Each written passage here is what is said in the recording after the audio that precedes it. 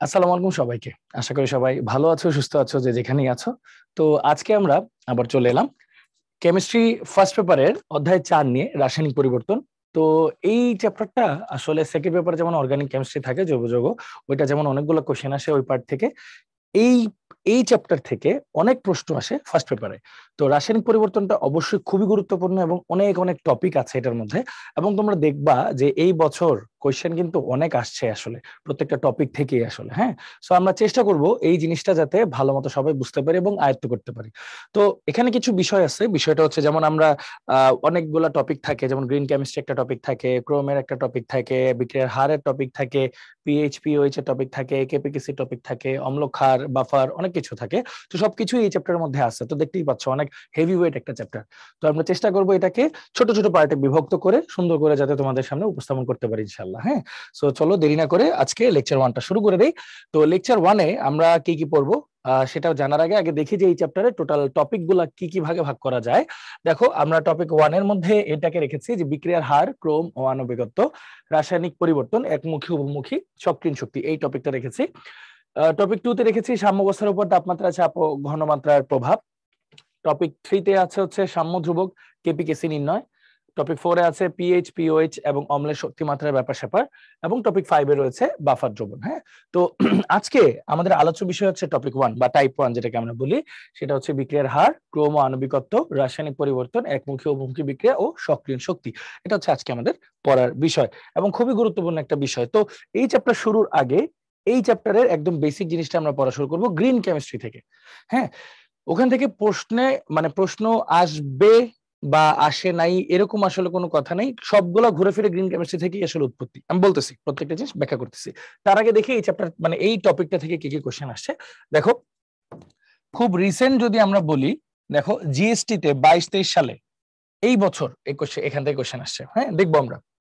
পাশাপাশি দেখো ডিউতে দেখো অলমোস্ট প্রতি বছর রিসেন্ট টাইমে আসছে, দৃষ্টিতে তো আসছেই, সাস্টে আসছে, রাজশাহী ইউনিভার্সিটিতে আসছে, জাহাঙ্গীরনগর ইউনিভার্সিটি আসছে, জগন্নাথ ইউনিভার্সিটি আসছে, তারপর দেখো চিটাগাং ইউনিভার্সিটি আসছে, খুলনা ইউনিভার্সিটি আসছে। মানে দেখো সব জায়গায় কিন্তু কোশ্চেন গুলো আসছে। রিটেনে আসেনি তার মানে এরকম না যে রিটেনে আসবে না, যে কোনো সময় আসতে পারে। তো এটাকে 3 স্টার ইম্পর্টেন্স তো দেওয়া যায় যেহেতু অনেকবার করে কোশ্চেন গুলো আসছে। তো আজকে আমাদের ফার্স্ট টপিক হচ্ছে গ্রিন কেমিস্ট্রি। ওকে, তো গ্রিন কেমিস্ট্রি ব্যাপারটা কেন আসছে? তো ধরো, রাসায়নিক বিক্রিয়া বা রসায়ন, যে শব্দটা, রসায়ন আর বিক্রিয়া আসলে একটা একই মুদ্রার এপিঠ ওপিঠ আর কি। হ্যাঁ, তো আমি যদি রসায়ন বা কেমিস্ট্রির কথা বলি, তার মানে এখানে কেমিক্যাল বন্ড মানে রাসায়নিক বন্ধন আসবে, রাসায়নিক বিক্রিয়া আসবে। তো রাসায়নিক বিক্রিয়া যদি আসে সেখানে বিক্রিয়ক উৎপাদ আসবে, মানে অনেক ধরনের ব্যাপার স্যাপার চলে আসতেছে। সাথে কিন্তু প্রভাবক চলে আসতেছে, সাথে হচ্ছে বিক্রিয়া, একই বিক্রিয়া কিন্তু অনেক ভাবে করা যায়, একই উৎপাদ অনেক ভাবে অর্জন করা যায়। কোন ভাবে করলে ভালো হয়, পরিবেশের কম ক্ষতি হয়, বা আসলে দেখা গেছে আগের কালে ওই পরিবেশ নিয়ে তেমন একটা কেউ কনসার্ন ছিল না শুরুর দিকে। তো যে যার মতো বিক্রিয়া করে উৎপন্ন করার চেষ্টা করতো। তো একটা সময় দেখা গেল যে পরিবেশের উপর এটার বিরূপ প্রভাব পড়তেছে, আশেপাশে মানুষের ক্ষতি হচ্ছে, মানুষ অসুস্থ হয়ে পড়তেছে, মানুষের শরীরে বিভিন্ন রোগ ব্যাধি দেখা দিচ্ছে। তার মানে বিজ্ঞানীরা যেসব পদ্ধতিতে রাসায়নিক বিক্রিয়া করতেছে সেই পদ্ধতিগুলো আসলে সুইটেবল হচ্ছে না। তো তারপর অনেক গবেষণা চললো এবং জন ওয়ার্নার, জন সি ওয়ার্নার আর কি, এন্ড পল অ্যানাস্টাস, একটু দাঁড়াও, হ্যাঁ, জন সি ওয়ার্নার এন্ড পল অ্যানাস্টাস, ওনারা গ্রিন কেমিস্ট্রির উপর একটা বই লেখেন, যেটা হচ্ছে আমেরিকার ওই এনভায়রনমেন্ট অ্যাক্টের আসার পরপর, মানে সেই সময়ে সমসাময়িক সময়ে এরকম একটা বই লেখেন গ্রিন কেমিস্ট্রি রিলেটেড। হ্যাঁ, গ্রিন কেমিস্ট্রি রিলেটেড, এটা গ্রিন দিয়ে লিখি তাহলে। হ্যাঁ, গ্রিন কেমিস্ট্রি বা সবুজ রসায়ন যেটাকে আমরা বলি। হ্যাঁ, বা সবুজ রসায়ন রিলেটেড বই লেখেন। তো এই বইয়ের মধ্যে ওনারা গ্রিন কেমিস্ট্রির মানে এই সমসাময়িক সময়টাতে গ্রিন কেমিস্ট্রি নিয়ে অনেক ধরনের কথাবার্তা চলতেছিল, যে কিভাবে রসায়নকরণ নিরাপদ করা যায়, আরো ব্যবহার উপযোগী করা যায়, মানুষের উপকারে আনানো যায়, এরকম ব্যাপার স্যাপার নিয়ে কাজ চলতেছিল। তো তখন ওনারা যে বইটা লিখছেন ওই বইয়ের মধ্যে গ্রিন কেমিস্ট্রি বা সবুজ রসায়নের টার্মিনোলজি বা এই টার্মটা কি সেটা ব্যাখ্যা করার চেষ্টা করেছেন। এবং ওনারা 12টা নীতি প্রদান করেছিলেন, যে 12টা নীতির উপর ভিত্তি করে আজকে আমাদের সবুজ রসায়নটা প্রতিষ্ঠিত, মানে বেইজ আর কি। হ্যাঁ, তো এই 12টা নীতি তোমরা ডান দিকে দেখতে পাচ্ছ, মানে এরকম করে গ্রিন কেমিস্ট্রির 12টা নীতি দেওয়া হয়েছিল। এখন নীতিগুলাকে আমরা একটু বিস্তারিত একটু আলোচনা করি। হ্যাঁ, আসো। তো গ্রিন কেমিস্ট্রিতে কি কি থাকবে দেখো, স্বাভাবিকভাবেই মাথার মধ্যে কয়েকটা ব্যাপার আসে। গ্রিন কেমিস্ট্রি, সবুজ, এরকম টাইপের কথাবার্তা মাথায় আসলেই কয়েকটা জিনিস আসে, যে পরিবেশের ক্ষতি কম হবে, মানে পরিবেশ বান্ধব হবে। তারপর আমরা কি করি, একটা বিজনেস করতে চাইলে আমরা কি করি, আমরা কম ইনভেস্ট করতে চাই এবং বেশি প্রফিট পেতে চাই, এবং যাতে আমাদের শারীরিক কোনো ক্ষতিও না হয় সেটাও আমরা চাই, ঠিক আছে। এবং এটা করার জন্য আমরা যদি কোনো থার্ড পার্টিকে ইনভলভ করা লাগে আমরা সেটাও করতে চাই। তো এখানে আসলে ব্যাপারটা কি থাকলো, যে কম ইনভেস্ট করতে চাই মানে কম বিক্রিয়ক দিতে চাই, বেশি প্রফিট মানে বেশি উৎপাদ পেতে চাই, থার্ড পার্টিকে ইন্ট্রোডিউস করা মানে প্রভাবক দিতে চাই, যাতে আর আমাদের শারীরিক ক্ষতি হওয়া মানে পরিবেশের যাতে কোনো ক্ষতি না হয়, এরকম আমরা চাই আসলে। হ্যাঁ, তো এরকমই 12টা নীতি আছে, চলো প্রত্যেকটা একটু পড়ার চেষ্টা করি আমরা। ফার্স্ট হচ্ছে প্রিভেন্ট ওয়েস্ট, মানে বর্জ্য রোধ করুন। যাতে আমরা ধরো একটা জিনিস বানাতে চাচ্ছি, ধরো আমাদের দরকার সে ফর এক্সাম্পল এক্স, তো এই এক্স বানানোর পদ্ধতি অনেকগুলো আছে। এখন কোন পদ্ধতিটা নিয়ে আমি কাজ করব যেখানে এক্স এর উৎপাদের শতকরা পরিমাণ বেশি? এখন একটা কোশ্চেন তোমাদের মাথায় আসলো, ভাইয়া কি বললেন, উৎপাদের শতকরা পরিমাণ বেশি মানে ব্যাপারটা বুঝিনি। ব্যাপারটা হচ্ছে, ধরো ধরো কোন একটা বিক্রিয়ায় এক্স পাওয়া যায়, মানে উৎপাদের শতকরা পরিমাণ বলতে ধরো উৎপাদ কোন একটা বিক্রিয়া আছে এক্স ওয়াই জেড। হ্যাঁ, আমি জাস্ট এক্সাম্পল আকারে দেখাই। ধরো কোন একটা বিক্রিয়া আছে এক্স ওয়াই জেড এরকম পাওয়া যায়, কিন্তু তোমার দরকার এক্স। আবার আরেকটা বিক্রিয়ায় শুধু পাওয়া যায় এক্স আর ওয়াই। আবার আরেকটা বিক্রিয়ায় শুধু এক্স আর ওয়াই পাওয়া যায়, যেখানে ওয়াইটা গ্যাস, যেটা উড়ে চলেই যাবে, আলটিমেটলি শুধু এক্স কে পাওয়া যাবে। তাহলে এই তিনটা বিক্রিয়ার মধ্যে আলটিমেটলি এই থার্ড যে বিক্রিয়াটা আছে, থার্ড বিক্রিয়াতে আমাদের সুবিধা বেশি। কিভাবে? কারণ ওয়াই যদি গ্যাস আকারে চলেই যায়, এক্স কে আমরা সহজে পেয়ে যাচ্ছি, ওকে আর আলাদাভাবে বিক্রিয়া টিক্রিয়া করে পরিশোধ করা লাগতেছে না, কিছু করা লাগতেছে না, তো ইজিলি আমরা এটা পেয়ে যাই। তো এই তো মানে এই পদ্ধতিটা যদি ইউজ করি সেক্ষেত্রে কি হবে, আমার ওয়েস্টটা প্রিভেন্ট হবে। ওয়েস্ট প্রিভেন্ট হওয়া মানে বর্জ্যটা রোধ হবে, বেশি বর্জ্য উৎপন্ন হবে না। ওইখান থেকে যে ধারণাটা আসছে, যেটা শেলডন করছিল, এবং শেলডন দুইটা জিনিস নিয়ে কাজ করছিল। একটা হচ্ছে অ্যাটম ইকোনমি নিয়ে কাজ করছিল এবং ই ফ্যাক্টর নিয়ে কাজ করছিল। দুইটা জিনিস, অ্যাটম ইকোনমি এবং ই ফ্যাক্টর। ই ফ্যাক্টর মানে এনভায়রনমেন্টাল ফ্যাক্টর। দুইটা জিনিস নিয়ে আমরা আলোচনা করব। তো ই ফ্যাক্টর যত কম হবে, মানে এনভায়রনমেন্টের ই ফ্যাক্টর বেশি হওয়া মানে পরিবেশের ক্ষতি হওয়া, তো এটা আমরা দেখব।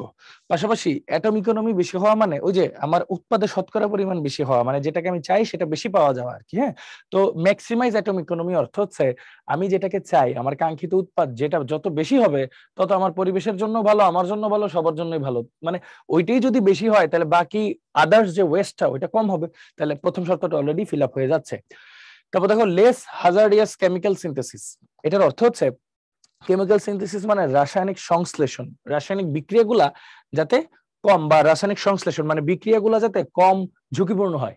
এখন দেখো বিক্রিয়া করতেছো, ওই যে পারমাণবিক চুল্লিতে ধরো বিক্রিয়া হইতেছে, ঠাস করে ফাইটা সবাই মরে গেল আশেপাশে, তাহলে সমস্যা না? বা রেডিয়েশন শুরু হয়ে গেল, আশেপাশে মানুষের অনেক ক্ষতি হলো, বিকলাঙ্গতা শুরু হলো, অনেক ধরনের ঝামেলা হতে পারে। তো চেষ্টা করতে হবে যাতে কেমিক্যাল যে বিক্রিয়াগুলো হচ্ছে সেই বিক্রিয়াগুলো যাতে কম ঝুঁকিপূর্ণ হয়ে থাকে। তারপর দেখো safer chemical and product. Safer chemical and product মানে ধরো আমার কাছে উপায় আছে যে দুই ভাবে করতে পারি, আমি চাইলে এক্স ওয়াই জেড এই তিনটা মানে পদ্ধতি আছে ধরো আমার কাছে। এই তিনটা পদ্ধতির মধ্যে আমি যদি এক্স পদ্ধতিতে যাই উৎপাদ বেশি পাবো, বাট ওটা অনেক ক্ষতিকর, পরিবেশে অনেক বাজে বাজে স্মেল ছড়াবে, গন্ধ ছড়াবে, পরিবেশের ক্ষতি করবে। ওয়াই হচ্ছে পরিবেশের ক্ষতিটা কম করবে কিন্তু উৎপাদও কমে যাবে। জেড এ উৎপাদ মোটামুটি হবে, পরিবেশের ক্ষতি একদম মিনিমাল লেভেলের মতোই হবে, মানে অত্যানুকূল তাপমাত্রার মতো, যেটা আমরা বলি যে দুই দিক দিয়ে ব্যালেন্স। তো আমরা চেষ্টা করবো যে safer chemical and product use করতে, মানে হচ্ছে আমরা এমন রাসায়নিক বিক্রিয়া করবো যেটা পরিবেশের জন্য কম ক্ষতি হবে এবং সর্বোচ্চ উৎপাদন আমরা যাতে পেতে পারি, ওরকম একটা ব্যালেন্স যাতে থাকে আর কি। হ্যাঁ, তারপর দেখো সেফার সলভেন্টস এন্ড রিঅ্যাকশন কন্ডিশন, মানে হচ্ছে সলভেন্ট মানে দ্রাবক, মানে আমরা এমন এমন জিনিস ব্যবহার করব, হ্যাঁ সেফার, এবং পরিবেশের অবস্থা কন্ডিশনটা এরকম রাখবো যেটা সেফ হয়। যেমন ধরো আমরা চেষ্টা করব যে একটা বিক্রিয়া হচ্ছে, একটা বিক্রিয়াতে আমার যে দ্রাবকটা ইউজ করতেছি, ধরো সেই দ্রাবকটা মানে দুই ধরনের দ্রাবক ইউজ করা যায়, ধরো কার্বন মনোক্সাইড ইউজ করতে পারতেছি, আমার আরেকটা জায়গায় আমি ধরো পানি ইউজ করতে পারতেছি, কিন্তু পানিটাতে আমার একটু মানে সময় বেশি লাগতেছে, কার্বন মনোক্সাইডের সময় কম লাগতেছে, আমি চেষ্টা করবো পানিতে ইউজ করার। কারণ কি, কার্বন মনোক্সাইডটা এমনি কিন্তু একটা মানে মোটামুটি জীবনের জন্য হুমকি স্বরূপ একটা গ্যাস। তো এটা যদি কোনোভাবে লিক হয় তাহলে কিন্তু পরিবেশের ক্ষতি হবে।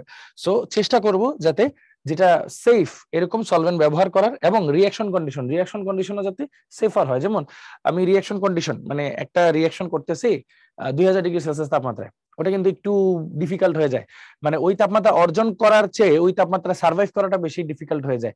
সো আলটিমেটলি ব্যাপারটা হচ্ছে কি আমরা চেষ্টা করব ওই 2000-এ না যায় অন্যান্য কিছু ব্যবহার করে যাতে তাপমাত্রাকে কমায় আনা যায়, তাহলে একটু সেফার কন্ডিশন হইলো আর কি বিক্রিয়ার জন্য।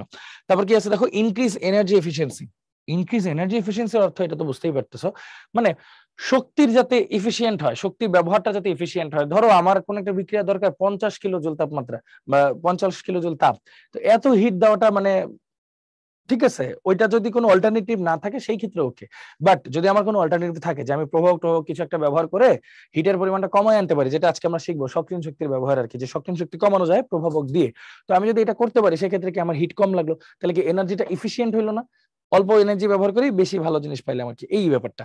তারপর ইউজ রিনিউয়েবল ফিডস্টকস মানে হচ্ছে যে যেটা শেষ হয়ে যায় এরকম জিনিস ইউজ করলে তো এটা আলটিমেটলি একসময় শেষ হয়েই যাবে। তো আমরা যদি রিনিউয়েবল এনার্জি যেমন যেটাকে বলি, যেমন ধরো সূর্য, হ্যাঁ সূর্যের যে তাপটা আমরা যে ইয়াতে ইউজ করি, সোলার প্যানেলে ইউজ করি, হ্যাঁ, তো এরকম যদি রিনিউয়েবল জিনিসপত্র ব্যবহার করি রাসায়নিক বিক্রিয়া, তাহলে কি হবে, আমাদের খরচটাও কম হবে, পাশাপাশি কি হবে যে আমাদের বিক্রিয়াগুলো একটু প্রাকৃতিক হবে, কারণ রিনিউয়েবল এনার্জি তো প্রকৃতি থেকেই পাই আমরা, তাই না? তো এটা আর কি বিক্রিয়াগুলো প্রাকৃতিক হবে, তো আমাদের ক্ষতিগ্রস্ততাও কম হবে এবং খরচটাও কম হবে, মানে সব দিক দিয়ে গ্রিনার মানে সেফার, হ্যাঁ, ভালো হবে জিনিসটা। ওকে, অ্যাভয়েড কেমিক্যাল ডেরিভেটিভস, হ্যাঁ, প্রোটিন গ্রুপ মানে অ্যাভয়েড কেমিক্যাল ডেরিভেটিভ মানে হচ্ছে যত কম চেষ্টা করা যায় কেমিক্যাল জিনিস ইউজ করা, মানে প্রাকৃতিক জিনিস সবচেয়ে বেশি ইউজ করাটা সবচেয়ে বেশি ভালো আর কি। হ্যাঁ, যে ধরো একটা জিনিস কেমিক্যালি ইউজ করলাম সেটার অনেক সাইড ইফেক্ট থাকবে, এর চেয়ে প্রাকৃতিক জিনিসপত্রগুলো ইউজ করা কিন্তু সেফার।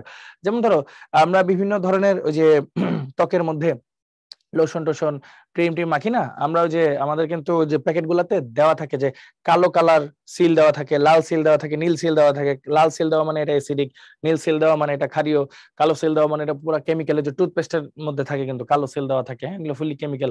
আবার যে হিমালয়ের প্রোডাক্ট যেগুলো থাকে না, মানে যেগুলো হচ্ছে একটু হার্বাল প্রোডাক্ট, এগুলো তো সবুজ কালার থাকে। তো যেগুলো একটু প্রাকৃতিক ব্যাপার স্যাপার, এগুলোর দাম একটু টেকনিক্যালি বেশি হয়, মানে টেকনিক্যালি বেশি কোন বলতে এগুলো তো প্রাকৃতিক মানে প্রাকৃতিক উৎস থেকে এক্সট্রাক্ট করে অনেক মানে কারসাজি টারসাজি করে এটাকে সেভ করা হয় আরো। তো এইসব জিনিস ব্যবহার করলে কি পরিবেশের ক্ষতি কম হবে, তোমার নিজের উপর ইফেক্ট কম হবে। বাট কেমিক্যাল জিনিস ইউজ করলে ইন দা লং রান তুমি আসলে ইফেক্টেড হবা এবং তুমি ভুগবা। তো এই জিনিসটা আসলে চেষ্টা করবো কম ব্যবহার করতে। এবং ইউজ ক্যাটালিস্ট মানে বুঝতেছ যে প্রভাবক যত বেশি ব্যবহার করবো তত ভালো। প্রভাবক ব্যবহার করলে সক্রিয় শক্তি কমে যায়। হোয়াট ইজ সক্রিয় শক্তি আমরা একটু পরে পড়বো। তো প্রভাবক যত বেশি ব্যবহার করবো সক্রিয় শক্তি তত কমে যাবে, বিক্রিয়ার জন্য তত ভালো, দ্রুত বিক্রিয়া হবে, হ্যাঁ, সব দিক দিয়ে সুবিধা। আচ্ছা, design for degradation after use মানে হচ্ছে যে ধরো আমি একটা বিক্রিয়া ডিজাইন করলাম যে আমি এরকম ভাবে বিক্রিয়াটা হলে ভালো হয়। তো এটার উৎপাদ যাতে মানে ওয়েস্ট যেটা মানে আমি কাঙ্ক্ষিত উৎপাদ তো পাবোই, সাথে কিন্তু আরো কিছু উপজাত তৈরি হয় কাঙ্ক্ষিত উৎপাদ ছাড়া। যেমন আমার কাঙ্ক্ষিত উৎপাদ এক্স, এছাড়া যে ওয়াই আর জেড গুলা দেখতেছো এগুলোকে বলা হয় উপজাত বা বর্জ্য আর কি সেন্সে। তো ওই বর্জ্যগুলা যাতে এমন না হয় যে এটা পরিবেশে থেকে যাবে, এটা যাতে সময়ের সাথে আস্তে আস্তে ডিগ্রেড হয়ে যায়, মানে পচনশীল হয় বা পরিবেশের সাথে মিশে যায় বা কোনো একটা কাজে লাগে, এরকম যত ভালো মানে কেমিক্যাল রিঅ্যাকশন ডিজাইন করবো আমরা, যে এরকম ভাবেই ডিজাইন করব যেন উপজাত গুলো আর কি আমাদের জন্যই সুবিধা হয়, মানে পরিবেশের কোনো ক্ষতি না করে পরিবেশের সাথে মিশে যেতে পারে একটা টাইমে, এইটা আর কি। হ্যাঁ, এটা ডিজাইন করা। তারপর analysis in real time to prevent pollution, মানে যতক্ষণ বিক্রিয়াগুলো হবে বা যেই বিক্রিয়া আমরা করি না কেন সবসময় যাতে মনিটর করি আমরা যে পরিবেশের দূষণ যাতে কম হয়, সব দিক দিয়ে যাতে দূষণ কম হয়। যেমন তোমরা খেয়াল করবা ওই যে বিভিন্ন গ্রামে গঞ্জের দিকে গেলে বা একটু ইন্ডাস্ট্রিয়াল এলাকায় গেলে দেখবা হচ্ছে ইটের ভাটা আছে, কালো কালো ধোঁয়া বেরোচ্ছে। তারপর দেখবা হচ্ছে যে বিভিন্ন বড় বড় ফ্যাক্টরি আছে, হ্যাঁ, ওই ফ্যাক্টরি গুলো থেকে কালো কালো ধোঁয়া বেরোচ্ছে। তো এটা কিন্তু পরিবেশের জন্য মারাত্মক ক্ষতিকর, মারাত্মক ক্ষতিকর। তো এই পরিবেশের ক্ষতিকর এই ব্যাপারগুলা দূর করার জন্য এটা কিন্তু কেমিক্যাল, ওই যে পরিবেশ অধিদপ্তর আছে, যেমন আমাদের দেশে পরিবেশ অধিদপ্তর আছে, এভাবে বিভিন্ন দেশে এনভায়রনমেন্টাল বিভিন্ন গ্রুপ আছে, তারা কি করে বিভিন্ন ফোর্স করে বাধ্য করে যে তুমি যাতে সেফার ব্যাপার স্যাপার ইউজ করো। তো এটা কিভাবে ইউজ করে, ধরো তোমার যে একটা প্ল্যান্ট আছে, তোমার একটা পাওয়ার প্ল্যান্ট আছে, এখান থেকে সালফার বের হয়, যেটা অক্সিজেনের সাথে সালফার ডাইঅক্সাইড তৈরি করে এসিড বৃষ্টি তৈরি করতেই পারে, ক্ষতিকর।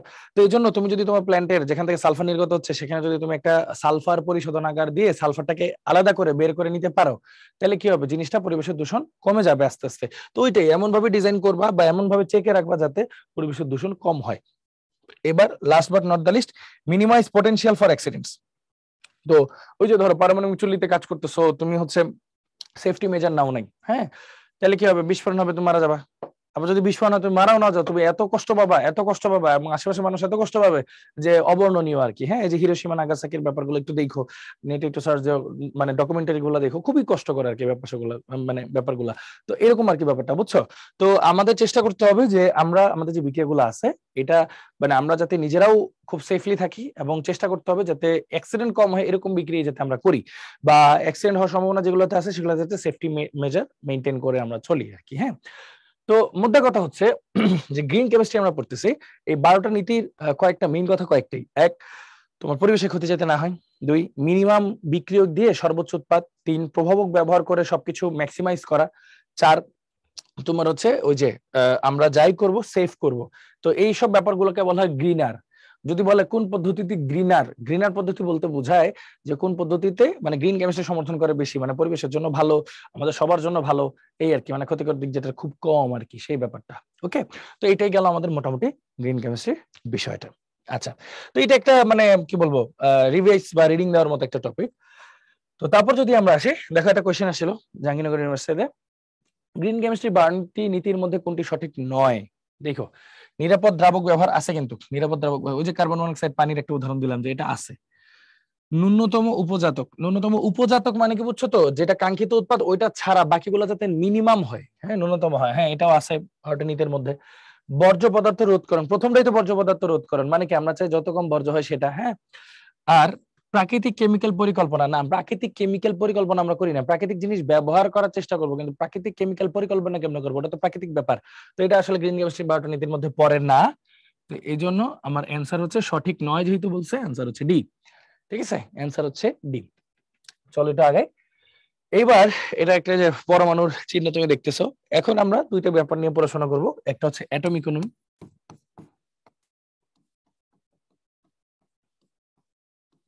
আর একটা হলো ই ফ্যাক্টর। হ্যাঁ, দুইটা অলমোস্ট অপোজিট একটা জিনিস। হ্যাঁ, দুইটা অলমোস্ট অপোজিট একটা জিনিস বলতে এটা নিয়ে ব্যাখ্যা ভাই একটু পরে দিচ্ছি তোমাদেরকে, টেনশনের কোনো কারণ নেই। ওকে, আসো এই যে অ্যাটম ইকোনমি কি বলছে দেখো, গ্রিন কেমিস্ট্রির অন্যতম নীতি অ্যাটম ইকোনমি হলো কাঙ্ক্ষিত উৎপাদে বিক্রিয়কের সর্বোচ্চ পরিমাণ উৎপন্ন করা। আচ্ছা, ব্যাপারটা হচ্ছে খুব সহজভাবে যদি একটু চিন্তা করি, আমি একটা বিক্রিয়া লিখি, ধরো এ প্লাস বি বিক্রিয়া করে সি ডি ই উৎপন্ন করেছে। ঠিক আছে, এর মধ্যে আমার কাঙ্ক্ষিত উৎপাদটা হচ্ছে সি, কাঙ্ক্ষিত উৎপাদ হচ্ছে সি, তাহলে সি যত বেশি হবে তত আমাদের ভালো। তো এই জন্য আমরা কি করি, সূত্র বের করলাম atom economy, percentage of atom economy, percentage আছে মানেই কিন্তু 100 দিয়ে গুণ। ঠিক আছে, 100 দিয়ে গুণ, পার্সেন্টেজ আছে মানে 100 দিয়ে গুণ। তো এটার উত্তর হচ্ছে কিভাবে বের করে, উপরে থাকবে কাঙ্ক্ষিত উৎপাদের ভর, হ্যাঁ কাঙ্ক্ষিত উৎপাদের ভর, এই যে কাঙ্ক্ষিত উৎপাদের ভর, হ্যাঁ ডিভাইড বাই মোট উৎপাদের ভর, ডিভাইড বাই মোট উৎপাদের ভর, কাঙ্ক্ষিত উৎপাদের ভর ডিভাইড বাই মোট উৎপাদের ভর। ঠিক আছে, দেখো কাঙ্ক্ষিত উৎপাদের ভর ডিভাইড বাই মোট উৎপাদের ভর, এটা 100%। এটা হচ্ছে অ্যাটম ইকোনমি। তো তোমরা তো বুঝতেই পারতেছো একটা জিনিস, যে আমার পার্সেন্টেজ অফ অ্যাটম ইকোনমি যত বেশি হবে, এই জিনিসটার মান যত বেশি হবে তত কি হবে বলতো, কাঙ্ক্ষিত উৎপাদ তত বেশি হবে। আর কাঙ্ক্ষিত উৎপাদ বেশি হওয়া মানে কি, উপজাত কম হবে। আমি একটু লিখে দিই, কাঙ্ক্ষিত উৎপাদ তত বেশি হবে, তার মানে উপজাত, উপজাত বা বর্জ্য আর কি তত কম হবে। তো এটা যত কম হবে, কাঙ্ক্ষিত উৎপাদ যত বেশি হবে, পরিবেশ তত কি হবে, ভালো হবে, তত বেশি কি হবে, পরিবেশ বান্ধব ব্যাপারটা কি হবে, তত বেশি বাড়বে। তো এটাকে বলবো গ্রিনার, এই ব্যাপারটাকে বলবো গ্রিনার, তত বেশি হবে, তত বেশি গ্রিনার, গ্রিনার মানে পরিবেশের জন্য তত বেশি ভালো আর কি। ঠিক আছে, এই ব্যাপারটা অ্যাটম ইকোনমির ব্যাপারটা হচ্ছে এরকম। তো এটাকে আমি একটা বক্স আকারে দিয়ে দিই। আচ্ছা, এটা আমরা বললাম অ্যাটম ইকোনমি। এবার আসি ই ফ্যাক্টর, ই ফ্যাক্টর বা এনভায়রনমেন্টাল ফ্যাক্টর।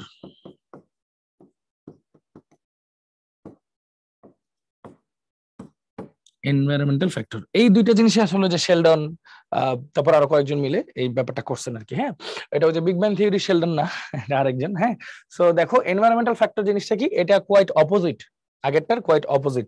তো ই ফ্যাক্টরের সূত্রটা একটু তোমাদেরকে আমি লিখে দিই, 1 মিনিট। হ্যাঁ, এই দেখো ই ফ্যাক্টর ফর্মুলাটা দেখো, ই ফ্যাক্টর হচ্ছে মোট উপজাতের ভর বাই মোট উৎপাদের ভর। তো যদি আমি একটু এক্সাম্পল আকারে তোমাদের দেখাই, একটু আগে যেটা দেখাইলাম, ধরো তোমার কাছে আছে এ প্লাস বি বিক্রিয়া করে উৎপন্ন করছে C plus D plus E, আমার কাঙ্ক্ষিত উৎপাদ হচ্ছে সি। তাহলে ই ফ্যাক্টর কি হবে, ই ফ্যাক্টর হবে কাঙ্ক্ষিত উৎপাদ ছাড়া বাকিগুলা উপজাতক, হ্যাঁ উপজাত, ওগুলার ভর ডিভাইড বাই মোট উৎপাদের ভর। এখানে যেটা লক্ষণীয় বিষয়, এখানে কিন্তু কোনো পার্সেন্টেজ নাই, এখানে কিন্তু কোনো পার্সেন্টেজ নাই। তো আমরা এখানে কি শিখলাম ভাইয়া দেখো তো, যে ই ফ্যাক্টর যত বেশি উপজাত তত বেশি, তাই না? উপজাত তত বেশি বা কাঙ্ক্ষিত উৎপাদ তত কম, কাঙ্ক্ষিত উৎপাদ তত কম মানে মানে বিক্রিয়াটা তত কম গ্রিনার তত কম, মানে পরিবেশ বান্ধব তত কম, পরিবেশ বান্ধব তত কম, পরিবেশ বান্ধব তত কম। তো এই জিনিসটাকে আমি একটা বক্স আকারে রেখে দিই, তাহলে দুইটা উল্টার ব্যাপার আর কি। হ্যাঁ, পরিবেশের জন্য ভালো, তাহলে যত বেশি অ্যাটম ইকোনমি তত ভালো, আর ই ফ্যাক্টর যত কম তত ভালো আর কি। হ্যাঁ, সোজা কথা। তাহলে ই ফ্যাক্টর আর এর মধ্যে অবশ্যই একটা সম্পর্ক আছে, অ্যাটম ইকোনমির মধ্যে অবশ্যই একটা সম্পর্ক আছে। তো চলো এই সম্পর্কটা আমরা একটু লেখার চেষ্টা করি। তার আগে এই জিনিসটা দেখো, অ্যাটম ইকোনমিটা ই ফ্যাক্টরের সাথে রিলেটেড, ই ফ্যাক্টরটা আবার ইকো ডিজাইনের সাথে রিলেটেড। মানে ইকো ডিজাইন মানে বুঝছো তো, পরিবেশ বান্ধব ডিজাইন যদি আমি করি তাহলে অ্যাটম ইকোনমি যেমন আসে তার সাথে আবার ই ফ্যাক্টরটাও আসে, দুইটা কিন্তু কমপ্লিমেন্টারি মানে বিপরীত। কিভাবে হিসাব করব চলো একটু খেয়াল করে দেখি। ওকে, সো আমি যদি একটা পেজ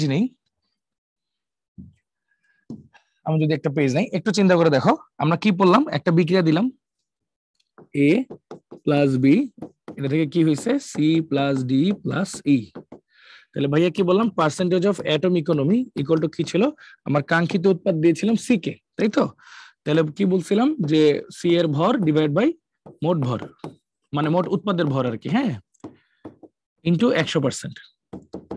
ঠিক আছে, তাহলে আমি যদি শুধু অ্যাটম ইকোনমি নেই, পার্সেন্টেজ না নেই, শুধু অ্যাটম ইকোনমি নিলে পার্সেন্টেজ যদি না নিই, সেই ক্ষেত্রে জিনিসটা শুধু এভাবে লেখা যায়, m c plus MD plus m e, মানে percentage of atom economy by 100 দিয়ে যদি এটাকে ভাগ করি তখন এই জিনিসটা পাওয়া যায়। ঠিক আছে, আচ্ছা, এরপর ই ফ্যাক্টর যেটা আমরা বললাম, ই ফ্যাক্টর কি, কাঙ্ক্ষিত উৎপাদ ছাড়া বাকিদের ভর, তাহলে m d plus ME divide by total ভর উৎপাদের, m c plus MD plus ME. তাহলে দেখো এই দুইটা কি একটার মোটামুটি এই দুইটাকে যোগ করলে 1 পাওয়া যাবে না? চিন্তা করো তো।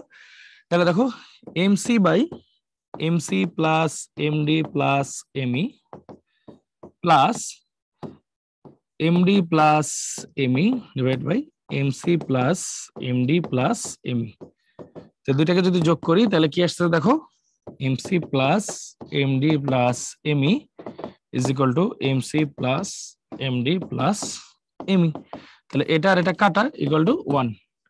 তাহলে আমরা কি বুঝলাম, আমরা বুঝলাম পার্সেন্টেজ অফ অ্যাটম ইকোনমি যেটা আসবে এটাকে যদি 100 দিয়ে ভাগ করি, প্লাস এই যে এই পোরশনটা যোগ এই পোরশনটা কি ই ফ্যাক্টর,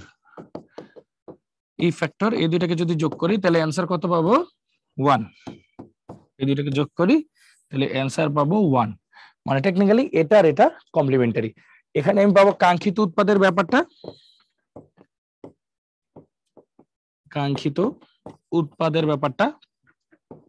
আর এখানে পাবো উপজাতকের ব্যাপারটা বা উপজাতের ব্যাপারটা। ঠিক আছে, এই দুইটা জিনিস আমরা পাবো।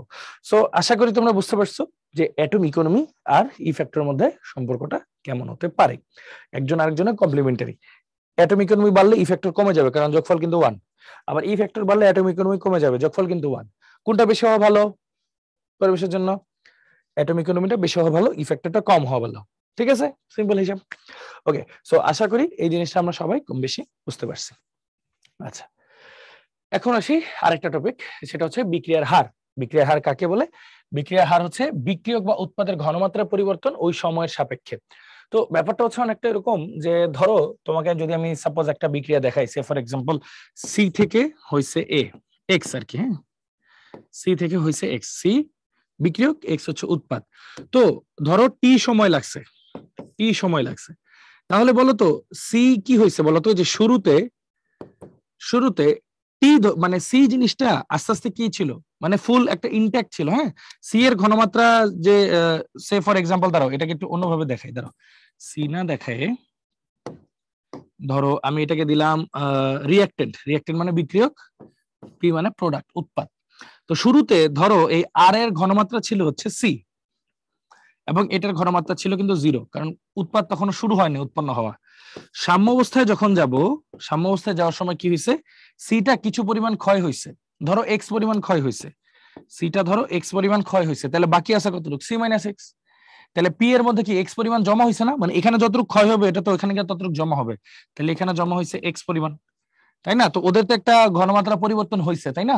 তো দেখো এই যে এই ঘনমাত্রা যে পরিবর্তনটা দেখতেছো, এই ঘনমাত্রা পরিবর্তনটা এটা নিয়ে হচ্ছে আমাদের ইকুয়েশন, এটাকেই বলা হয় বিক্রিয়ার হার। তাহলে বিক্রিয়ার হার ব্যাপারটা কি থাকতেছে, হার ইকুয়াল টু থাকতেছে, ধরো এটা কি বিক্রিয়কের ঘনমাত্রা পরিবর্তন, বা অনেক জায়গায় এটাকে এই যে সি এক্স দিয়ে প্রকাশ করে, যে সি থেকে এক্স এভাবে লেখে, তাহলে কি বিক্রিয়কের ঘনমাত্রা পরিবর্তন মানে ডেল্টা মানে পরিবর্তন, হ্যাঁ, তাহলে delta C equal to DC, যে এভাবেও লেখে আর কি, মানে C final minus C initial. Final মানে ফাইনাল অবস্থার ঘনমাত্রা মাইনাস ইনিশিয়াল অবস্থার ঘনমাত্রা, শুরুর দিকে ঘনমাত্রা। তো বিক্রিয়কের ঘনমাত্রা কি হয়, শুরুতেই অনেক থাকে, শেষে কিন্তু কমে যায়, তার মানে এইটা কি নেগেটিভ হবে না, তাহলে এই জিনিসটা কিন্তু হবে নেগেটিভ। আর ডেল্টা এক্স যদি চিন্তা করি উৎপাদের ক্ষেত্রে, এটাকে ডিসি লেখা যায়, তাহলে এক্স ফাইনাল কি লেখা যাবে, এটাকে x final minus x initial. এটার অর্থ কি, উৎপাদ কিন্তু শুরুতে একদমই ছিলই না, ইনিশিয়ালি ছিলই না, আর ফাইনাল অবস্থায় অনেক বাড়ছে, তাহলে এটার বিয়োগফলটা কিন্তু পজিটিভ হবে। সে ফর এক্সাম্পল ইনিশিয়ালি এটা ছিল 10, ফাইনালি এটা হয়ে গেছে 5, তাহলে বিয়োগ করলে কি হবে, negative. Say for example initially এটা ছিল 0, আস্তে আস্তে বাড়ছে 5 বাড়ছে, তাহলে আলটিমেটলি এটার মানে বিয়োগফল হবে কি, পজিটিভ। এজন্যই যখন বিক্রিয়ার হারটা তুমি লিখবা, বিক্রিয়ার হারে যে এই বিক্রিয়ার ক্ষেত্রে যখন বিক্রিয়ার হারটা লিখবা, ওর ক্ষেত্রে কি লিখবো আমরা, r is equal to minus delta c by delta t বা মাইনাস ডিসি বাই ডিটি। ওর ক্ষেত্রে হারটা কি লিখবো আমরা, প্লাস, ওটা বাড়ছে উৎপাদ বাড়ছে, তাহলে plus delta x by delta t সময়ের পরিবর্তন equal to plus d x by d t. তো যেহেতু একটা বিক্রিয়ার হার একটাই হয়, দুই দিক দিয়ে তো হার একই, মানে দুই রকম তো আর হার হবে না, একটা বিক্রিয়ার হার একই হবে। তো আলটিমেটলি আমরা এটাকে তখন এভাবে লিখতে পারি, r is equal to minus DC by d t is equal to plus d x by d t. এই যে এইভাবে এই জিনিসটা লিখতে পারি, ঠিক আছে, এইভাবে এই জিনিসটা লিখতে পারি। তো এখন দেখো সি বক্স লেখছে কি, বিক্রিয়ার ঘনমাত্রা, বিক্রিয়কের ঘনমাত্রা, এটা তো বিক্রিয়া না, এটা বিক্রিয়কের, বিক্রিয়কের ঘনমাত্রা, হ্যাঁ, আর এক্স হচ্ছে উৎপাদের ঘনমাত্রা। এককটা কিভাবে বের করবো খেয়াল করো, এটা কি ঘনমাত্রা পরিবর্তন না, ঘনমাত্রার পরিবর্তন বা ঘনমাত্রার এককটা কি, মোল পার লিটার, তাই না, মোল পার লিটার। সময়ের একক কি, সেকেন্ড, তাইলে আর এর একক কি আসতেছে, মোল পার লিটার পার সেকেন্ড, তাহলে আর এর একক কি আসতেছে ভাইয়া, মোল পার লিটার পার সেকেন্ড, তাহলে বিক্রিয়া হারের একক কি আসতেছে, মোল পার লিটার পার সেকেন্ড। ওকে, এটা তো একটা নরমাল বিক্রিয়া দেখালাম, একটু ক্রিটিক্যাল হলে কি হইতো, চলো আস্তে আস্তে আমরা দেখি। দেখো কি লিখছে, বিক্রিয়া হারের একক কোনটি, চিটাং ইউনিভার্সিটি আসছে, জাহাঙ্গীরনগর ইউনিভার্সিটি আসছে, ঠিক আছে, পরপর 2 বছর, দেখো 19 20 20 21। তো দেখো একটু আগে বললাম বিক্রিয়ার হার আর ইকুয়াল টু কি, মাইনাস ডিসি বাই ডিটি। শোনো, মাইনাস প্লাস দিয়ে বোঝায় কোনটা কমে গেছে কোনটা বেড়ে গেছে, মাইনাস প্লাসের সাথে এককের সম্পর্ক নাই। তো আলটিমেটলি দেখো এটা কি, ঘনমাত্রার একক কি, মোল পার লিটার, সময়ের একক কি, সেকেন্ড, তাহলে কি হবে, মোল পার লিটার পার সেকেন্ড। তাহলে দেখো অ্যান্সার কি, মোল পার লিটার পার সেকেন্ড, তাহলে অ্যান্সার হচ্ছে এ, মোল পার লিটার পার সেকেন্ড। শেষ। আচ্ছা, এখন যদি আমরা আসি একটা রাসায়নিক বিক্রিয়া, তখন তো একটা রাসায়নিক বিক্রিয়া দেখছি সি থেকে এক্স হয়েছে, আর থেকে পি হয়েছে, ছোট ছোট জিনিস দেখছি। এখন যদি এরকম হয় যে ওদের ধরো সহগ অনুপাত আছে, সহগ অনুপাত মানে বুঝছো তো, যে ওদের সামনে ওদের মোল সংখ্যা আছে, তখন কেমনে হিসাব করব। তো এরকম হিজিবিজি দেখতেছো, তারপরও বোঝাই একটু, এই ক্যাপিটাল এক্স এর সাথে যে স্মল এক্স, এটা হলো তার মোল নাম্বার, এই যে ক্যাপিটালের সাথে স্মল গুলো হলো তার মোল নাম্বার। তো আমরা যখন বিক্রিয়ার হার হিসাব করব, বিক্রিয়া হারের রাশিমালা যদি বলে, হ্যাঁ, বিক্রিয়া হারের রাশিমালা, তখন আমরা কি করব, প্রত্যেকটাকে পার মোলে হিসাব করব, পার মোল। তাহলে সবার জন্য একটা ইউনিফর্ম আইডিয়া আসবে। যেমন যদি আমি এক্সাম্পল আকারে তোমাদেরকে দেখাই, N2 প্লাস 3H2 2 অ্যামোনিয়া, এটা আসছে। তো আমি যদি এই বিক্রিয়ার হার বের করতে, হারের রাশিমালা বের করতে যাই, আমি একটু লিখে দিই, বিক্রিয়া হারের রাশিমালা, রাশিমালা বের করতে যাই, সেক্ষেত্রে আমাদের কি করতে হবে, এই যে আর বিক্রিয়া হার, আর ইকুয়াল টু, খেয়াল করো এই দুইটা কিন্তু বিক্রিয়ক, বিক্রিয়ক হলেই একটা মাইনাস আসবে সামনে, হ্যাঁ, ওটা 1 মোল আছে তো 1 মোলই থাকুক, তাহলে 1/1 এভাবে লিখলাম তোমাদের বোঝার জন্য। হ্যাঁ, পার মোলে নিয়ে যাচ্ছি, তাহলে ডেল্টা, তাহলে ডি অফ নাইট্রোজেনের ঘনমাত্রা পরিবর্তন, ডি মানে ডেল্টা, আর ঘনমাত্রা চিহ্ন তো থার্ড ব্র্যাকেট দিয়ে প্রকাশ করা হয়, পরিবর্তন ডিভাইডেড বাই ডিটি, সময়ের পরিবর্তন, ঠিক আছে, বিক্রিয়ার হার, ইকুয়াল টু মাইনাস, হাইড্রোজেন তো মাইনাস কেন হবে, এটাও তো একটা বিক্রিয়ক, এটা 3 মোল হাইড্রোজেনের হার জানি, 1 মোল হাইড্রোজেনের হার কি হবে 1/3, তাহলে 1/3 ডেল্টা হাইড্রোজেনের ঘনমাত্রা পরিবর্তন বাই ডেল্টা টি। তাহলে অ্যামোনিয়ার ক্ষেত্রে কি হবে, প্লাস না মাইনাস, অবশ্যই প্লাস, পার মোলে নিব, তাহলে 2 মোলেরটা দেওয়া আছে, তাহলে 1 মোলে কি হবে হাফ, তাহলে প্লাস হাফ ডি অ্যামোনিয়ার ঘনমাত্রা পরিবর্তন বাই ডিটি। তো যদি আরেকটা এক্সাম্পল দেই, দেখি তোমরা এটা পারো কিনা, তোমরা চেষ্টা করো সবাই। হ্যাঁ, এটাই দেখতে পাচ্তেছো তো যে এক্স গুলা নিচে, মোল গুলা সব ভাগ হয়ে গেছে, দেখছো, মোল গুলা সব ভাগ হয়ে গেছে, দেখছো। এই তো যদি একটা এক্সাম্পল দেই, ধরো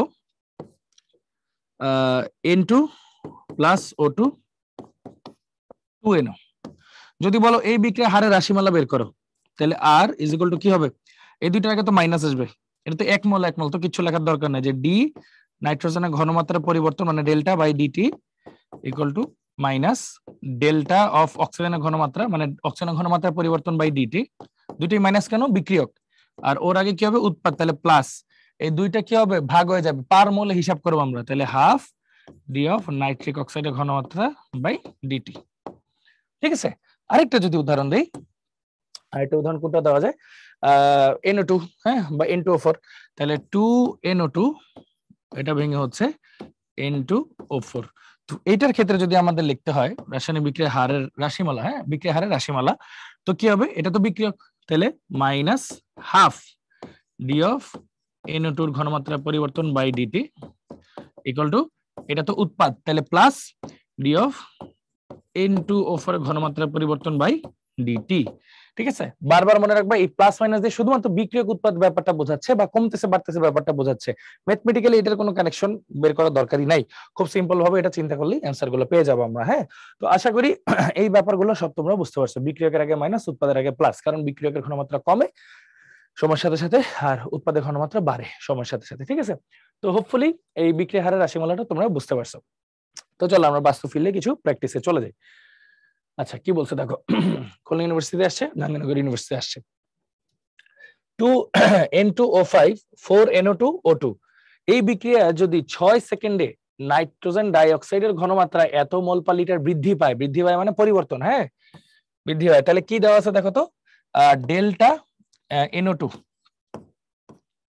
ডেল্টা NO2 ইকুয়াল টু পরিবর্তন কত দেওয়া আছে, 3 × 10⁻³ মোল পার লিটার, এটা দেওয়া আছে, সময় দেওয়া আছে, হ্যাঁ, পরিবর্তন, সময়ের পরিবর্তন কত দেওয়া আছে 6 সেকেন্ড, আচ্ছা 6 সেকেন্ড, তবে গড় বিক্রিয়া হার কত, আচ্ছা ভালো কথা, গড় বিক্রিয়া হার কিভাবে বের করব, বিক্রিয়া রাশিমালা থেকে, এই যে বিক্রিয়া হার বা গড় বিক্রিয়া হার বা রাশিমালা আর ইজ ইকুয়াল টু হচ্ছে, এটার ক্ষেত্রে কি হবে -1/2 ডেল্টা N2O5 এর ঘনমাত্রা পরিবর্তন বাই ডেল্টা টি, হ্যাঁ, পার মোলের জন্য হিসাব করব, ইকুয়াল টু বাকিটা প্লাস 1/4, সুন্দর করে লিখি, plus 1/4 delta NO2 by delta t, 1/4 কেন করতেছি, 1/4 করতেছি হচ্ছে পার মোলে নেওয়ার জন্য, হ্যাঁ, ইকুয়াল টু প্লাস ডেল্টা অক্সিজেনের ঘনমাত্রা পরিবর্তন বাই ডেল্টা টি, ঠিক আছে। এরকম করে আমরা মোটামুটি লিখলাম। এখন আমাদের চাইছে কি, চাইছে গড় বিক্রিয়া হার, মানে যে এটার মান চাইছে, তাহলে এটার ভ্যালুটা তো দেওয়া আছে, তো এটার জন্য হিসাব করি, তাহলে আর ইকুয়াল টু কি 1/4 ডেল্টা NO2 বাই ডেল্টা টি, তাহলে 1/4 ইন্টু ডেল্টা NO2 এর মান দেওয়া আছে 3 × 10⁻³ 6 সেকেন্ড, এখানে আবার 6 দেওয়া আছে, তাহলে হিসাব করে ফেলি, চলো হাতে হাতে হিসাব করি, 3 6 2, 4 2 8, তাহলে 1/8 × 10⁻³ 1/8 মানে কি, ধরো 100 ভাগের 8 ভাগ, এমনি চিন্তা করো, তো 100 রে হাফ করলে, 100 রে হাফ করলে পাই কত 50, তাহলে আবার হাফ করো, মানে কি 1/4 করলে কত হয় 25, আবার হাফ করো 1/8 করলে কত হয় 25 এর অর্ধেক 12.5, তাহলে এটারে আমরা কি লিখতে পারবো 0.125 × 10⁻³ আরেকবার বলি, তুমি যদি এটাকে 100 ধরে নাও আর কি। 100 ধরলে কি হচ্ছে, 100 রে 2 ভাগ করো, হাফ দিয়ে গুণ করো, তাহলে কত পাবো? 50। ঠিক আছে, আমি এখানে লিখি 100 রে হাফ দিয়ে গুণ করো 550, আবার হাফ দিয়ে গুণ করো এটারে, তাহলে এখানে একটা হাফ দিয়ে গুণ হবে, তাহলে কত হবে? 25। আবার হাফ দিয়ে গুণ করে এখানে, তাহলে এখানে একটা হাফ দিয়ে গুণ হবে, কত হয়? 12.5। তাহলে 100 দিয়ে গুণ করছিলাম না, এখানে তো 1, তাহলে 2 আবার 100 দিয়ে ভাগ হবে, তো এটা যদি 100 দিয়ে ভাগ করি তাহলে কত আসে? 0.125। এই দেখো 0.125 ইন্টু 10⁻³ তাহলে অপশনে তো 1 পয়েন্ট আছে, তাহলে এই যে দশমিককে যদি এক ঘর ডানে নাও তাহলে পাওয়ার একটা বেড়ে যায়, তাহলে একটা বেড়ে যায়। তাহলে দেখো 1.25 নেগেটিভের দিকে বাড়ে আর কি, 1.25 ইন্টু 10⁻⁻4। ঠিক আছে, 1.25 ইন্টু 10⁻⁻4, তাহলে আমার অ্যান্সার কি আসতেছে? D, 1.25 into 10⁻⁻4। সবাই কি বুঝতে পারছি? খুব সিম্পল জিনিস কিন্তু। হ্যাঁ, কি করলাম আমরা? করছি হচ্ছে, যেহেতু এখানে গড় বিক্রিয়া হার চাইছে, আমরা একটা রাশিমালা বের করে নিলাম, প্রত্যেকের মোল সংখ্যাকে ভাগ করে নিলাম, পার মোলে হিসাব করব, এবং প্রশ্নে যা যা দেওয়া আছে সেগুলো লিখে রাখলাম সুন্দর মতো, বাকি ম্যাথটা কাটাকাটি করে দিলাম, ক্যালকুলেটর কোনো প্রয়োজন নাই। ওকে, তো তারপর চলো একটু সামনে আগাই। একটি বিক্রিয়কের আদি ঘনমাত্রা 0.1 মোল পার লিটার। আদি ঘনমাত্রা বলতে সি ইনিশিয়াল দেওয়া আছে 0.1 মোল পার লিটার, 20 সেকেন্ড পরে, তাহলে ডেল্টা টি দেওয়া আছে 20 সেকেন্ড পরে ঘনমাত্রা এত হলে, তাহলে সি ফাইনাল হচ্ছে 0.05 মোল পার লিটার হলে ওই বিক্রিয়ার হার কত? ওই বিক্রিয়ার হার কত? আচ্ছা, বিক্রিয়ার হার কি? C final minus C initial, হ্যাঁ, ডিভাইড বাই ডেল্টা টি, সামনে একটা মাইনাস। কেন মাইনাস? কারণ এটা তো বিক্রিয়ক, বিক্রিয়কের কথা বলছে, হ্যাঁ, মাইনাস এটা বিক্রিয়কের ক্ষেত্রে। তাহলে চলো হিসাবটা বসাই দিই, মাইনাস 0.05 মাইনাস 0.1 ডিভাইড বাই 20, তাহলে মাইনাস 0.05 আসে divide by 20, minus minus plus, তাহলে 0.05 ডিভাইড বাই 20। তো একটু চিন্তা করে দেখো তো এটারে আমরা কিভাবে লিখতে পারি। দেখো, এটা যদি উঠাই দিই তাহলে এখানে আবার কত দিয়ে গুণ হবে? 100 দিয়ে গুণ হবে, দুইটা ঘর যেহেতু দশমিকের পর 100 দিয়ে গুণ হলো, তাহলে জিনিসটা কত লেখা যায়? 5/2000। এখন একটু খেয়াল করে দেখো, আমি যদি এটারে সুন্দর মতো এভাবে লিখি যে 5/2, নিচে এখানে কত আছে দেখো, 5/2 ইন্টু 10⁻³ এটাই তো লেখা যায়, 2000 মানে 20 10⁻³, তাহলে এখানে 5/2 ইন্টু কত লেখা যায়? 10⁻³ এটা উপরে চলে গেলে 10⁻³ 5/2 মানে কত? আড়াই না? তাহলে 2.5 ইন্টু 10⁻³ তাহলে 2.5 ইন্টু 10⁻³ দেখো অ্যান্সার চলে আসছে বি। ঠিক আছে, যাদের বুঝতে সমস্যা হয়েছে আবারও বলি, ফাইনাল মাইনাস ইনিশিয়াল মাইনাস কেন হয়েছে? বিক্রিয়কের কথা বলছি তাই না? বিক্রিয়কের হারের সামনে তো মাইনাস হয়, তাহলে এই যে দেখো আলটিমেটলি সব প্লাসেই আসবে উত্তর, না আসলে বুঝবা তোমার ভুল হয়েছে। হ্যাঁ, তো এই দেখো মাইনাস মাইনাসে প্লাস, দশমিক উঠাই দিলে এই যে যেই ঘরে দশমিক উঠাবো তার নিচে বা অপোজিট সাইডে এই যে কয় ঘর দশমিক ছিল? 2 ঘর, তাহলে 100 দিয়ে গুণ হইলো, তাহলে 2000 আমরা কি লিখি? 2 ইন্টু 10⁻³ তাহলে 5/2 এর আলাদা রেখে এটাকে যদি উপরে নিয়ে যাই তাহলে কি পাওয়ারটা মাইনাস হয়ে গেল। তারপর সুন্দর মতো আমরা হিসাব করলাম 5/2 মানে আড়াই, তাহলে 2.5 ইন্টু 10⁻³ তাহলে অ্যান্সার কিন্তু চলে আসছে।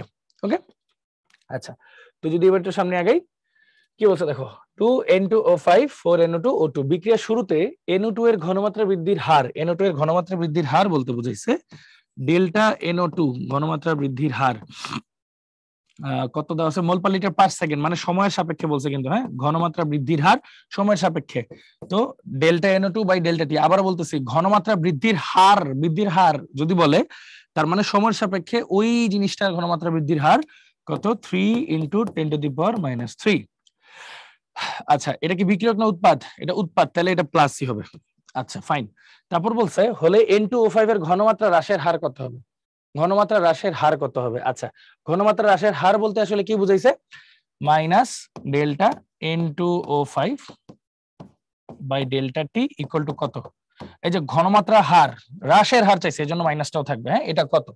তো আগে এইখান থেকে বিক্রিয়া হারের রাশিমালাটা বের করো।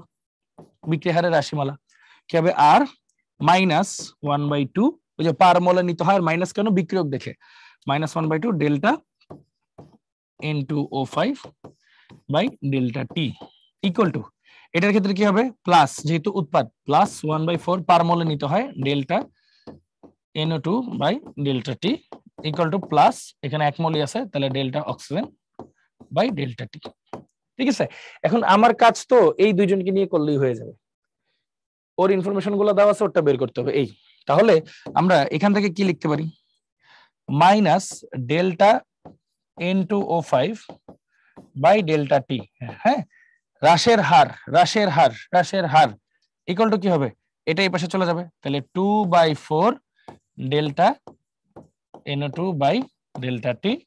তাহলে 2/4 into delta NO2 by delta টির মান কত, 3 ইন্টু 10⁻³ তাহলে খেয়াল করো তো ভাইয়া কি হবে, এটা কাটলে 2, 3/2 মানে কত, 1.5, দেড়, তাই না? 1.5 ইন্টু 10⁻³ 3/2 মানে দেড়, 1.5 ইন্টু 10⁻³ তাহলে অ্যান্সার হচ্ছে এটা 1.5 ইন্টু 10⁻³ মোল পার লিটার পার সেকেন্ড, কারণ বিক্রিয়ার হারের এককই হচ্ছে মোল পার লিটার পার সেকেন্ড, আমরা খুব ভালো মতো জানি। তো হোপফুলি জিনিসটা বুঝতে পারছো। আরেকবার বলি, কোশ্চেনটা আরেকবার মনোযোগ দিয়ে পড়ি। দেখো রাজশাহী ইউনিভার্সিটিতে 17-18 সালে আসে, ক্যালকুলেটর দরকার নাই। সেটা হচ্ছে বলছে একটা বিক্রিয়া দেওয়া আছে, বিক্রিয়া দেওয়া থাকলে আমরা আগে কি করবো, রাসায়নিক বিক্রিয়ার সমীকরণটা লিখে ফেলবো, হ্যাঁ, রাশিমালাটা পার মোলে নিব, এজন্য তার মোল গুলাকে ভাগ করে দিব, ভাগ করে দিলাম, বিক্রিয়ক দেখে মাইনাস, উৎপাদ গুলা দেখে প্লাস, শেষ। আচ্ছা, বলছে বিক্রিয়ার শুরুতে নাইট্রোজেন ডাইঅক্সাইডের ঘনমাত্রা বৃদ্ধির হার মানে প্লাস, হার মানে হলো ঘনমাত্রার পরিবর্তন বাই সময়ের পরিবর্তন দেওয়া আছে। আচ্ছা, তারপর বলছে N2O5 এর ঘনমাত্রা হ্রাসের হার, ঘনমাত্রা হার বললে ঘনমাত্রা পরিবর্তন বাই সময়ের পরিবর্তন, হ্রাসের হার কারণ তো বিক্রিয়ক, এজন্য মাইনাস। তাহলে এই পুরাটুকের উত্তর বের করতে হবে, যে এই পুরাটুকের উত্তর বের করতে হবে, বের করে ফেললাম। জাস্ট এই দুইটার মধ্যে সম্পর্ক বের করে এই দুইটা এখানে চলে গেল, 2/4, বাকিটা কাটাকাটি করলে আমাদের অ্যান্সার চলে আসে 1.5 ইন্টু 10⁻³ মোল পার লিটার পার সেকেন্ড। শেষ, সিম্পল। ওকে, সো মোটামুটি এইটুকু আমরা দেখলাম। এবার দেখো কি লিখছে, পটাশিয়াম আয়োডাইডের দ্রবণে কোন নির্দিষ্ট ঘনমাত্রার H2O2 দ্রবণ যোগ করলে 10 সেকেন্ডে 10⁵ মোল পার লিটার আয়োডিন মুক্ত হয়। আচ্ছা, আয়োডিন মুক্ত হয়, তাহলে আয়োডিনের কতটুকু পরিবর্তন হলো, ডেল্টা আয়োডিনের ঘনমাত্রা পরিবর্তন কতটুকু হলো, 10⁻⁵ মোল পার লিটার। মানে আয়োডিনের ঘনমাত্রা তো আগে ছিল, ধরো একটা কিছু পরিমাণ ছিল আর মানে যুক্ত অবস্থায় ছিল, বলছে যে আয়োডিন এতটুকু মুক্ত হয়েছে, মুক্ত হওয়া মানে কি, এটাই তো ঘনমাত্রা পরিবর্তন হয়েছে, ঘনমাত্রা এতটুকু কমে গেছে, যতটুকু কমছে অতটুকু তো ছেড়ে দিছে, ছেড়ে দিছে মানে অতটুকু মুক্ত হয়েছে, তাহলে 10⁻⁵ মোল পার লিটার। আবার ডেল্টা টি সময়ের পরিবর্তন কত দেওয়া আছে, 10 সেকেন্ড। বলছে আয়োডিন উৎপন্ন হওয়ার এই বিক্রিয়াটির গড় গতিবেগ নির্ণয় করো, আয়োডিন উৎপন্ন হওয়ার এই বিক্রিয়াটির গড় গতিবেগ নির্ণয় করো, কিচ্ছু করা লাগবে না।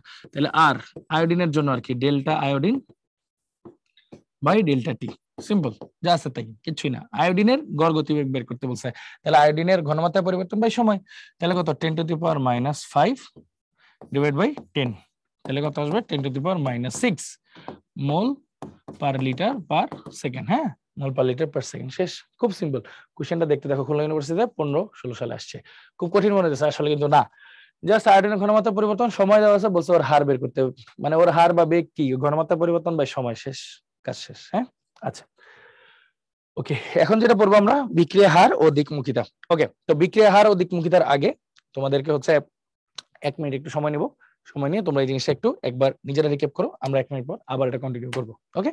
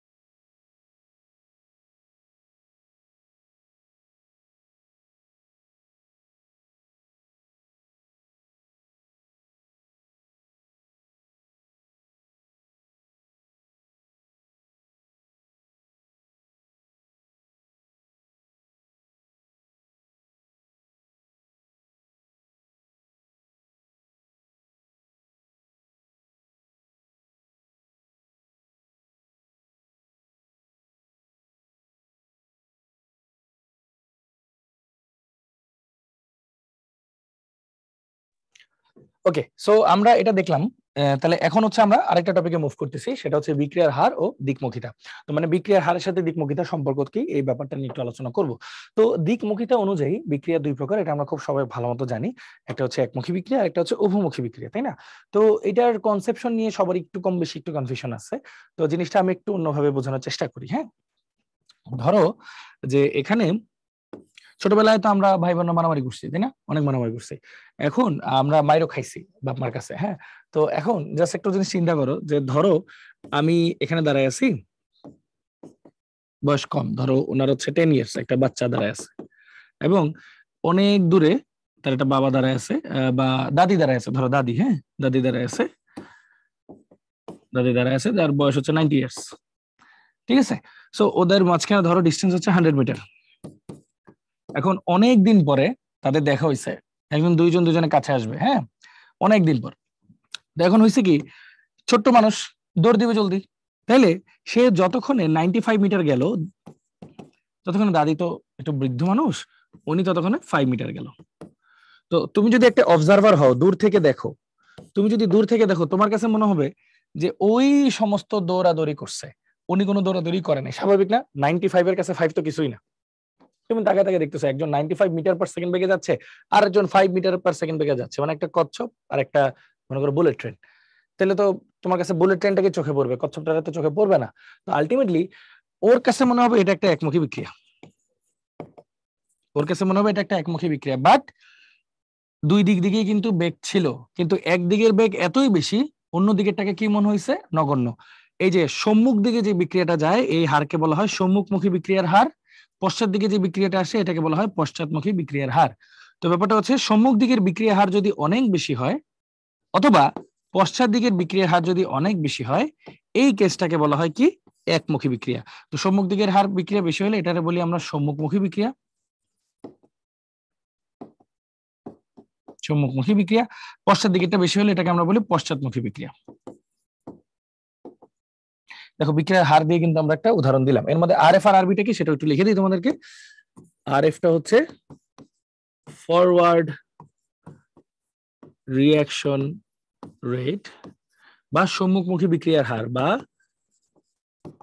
সম্মুখমুখী বিক্রিয়ার হার। আর আরবি হচ্ছে, আরবি দিয়ে বোঝাচ্ছে ব্যাকওয়ার্ড রিঅ্যাকশন রেট,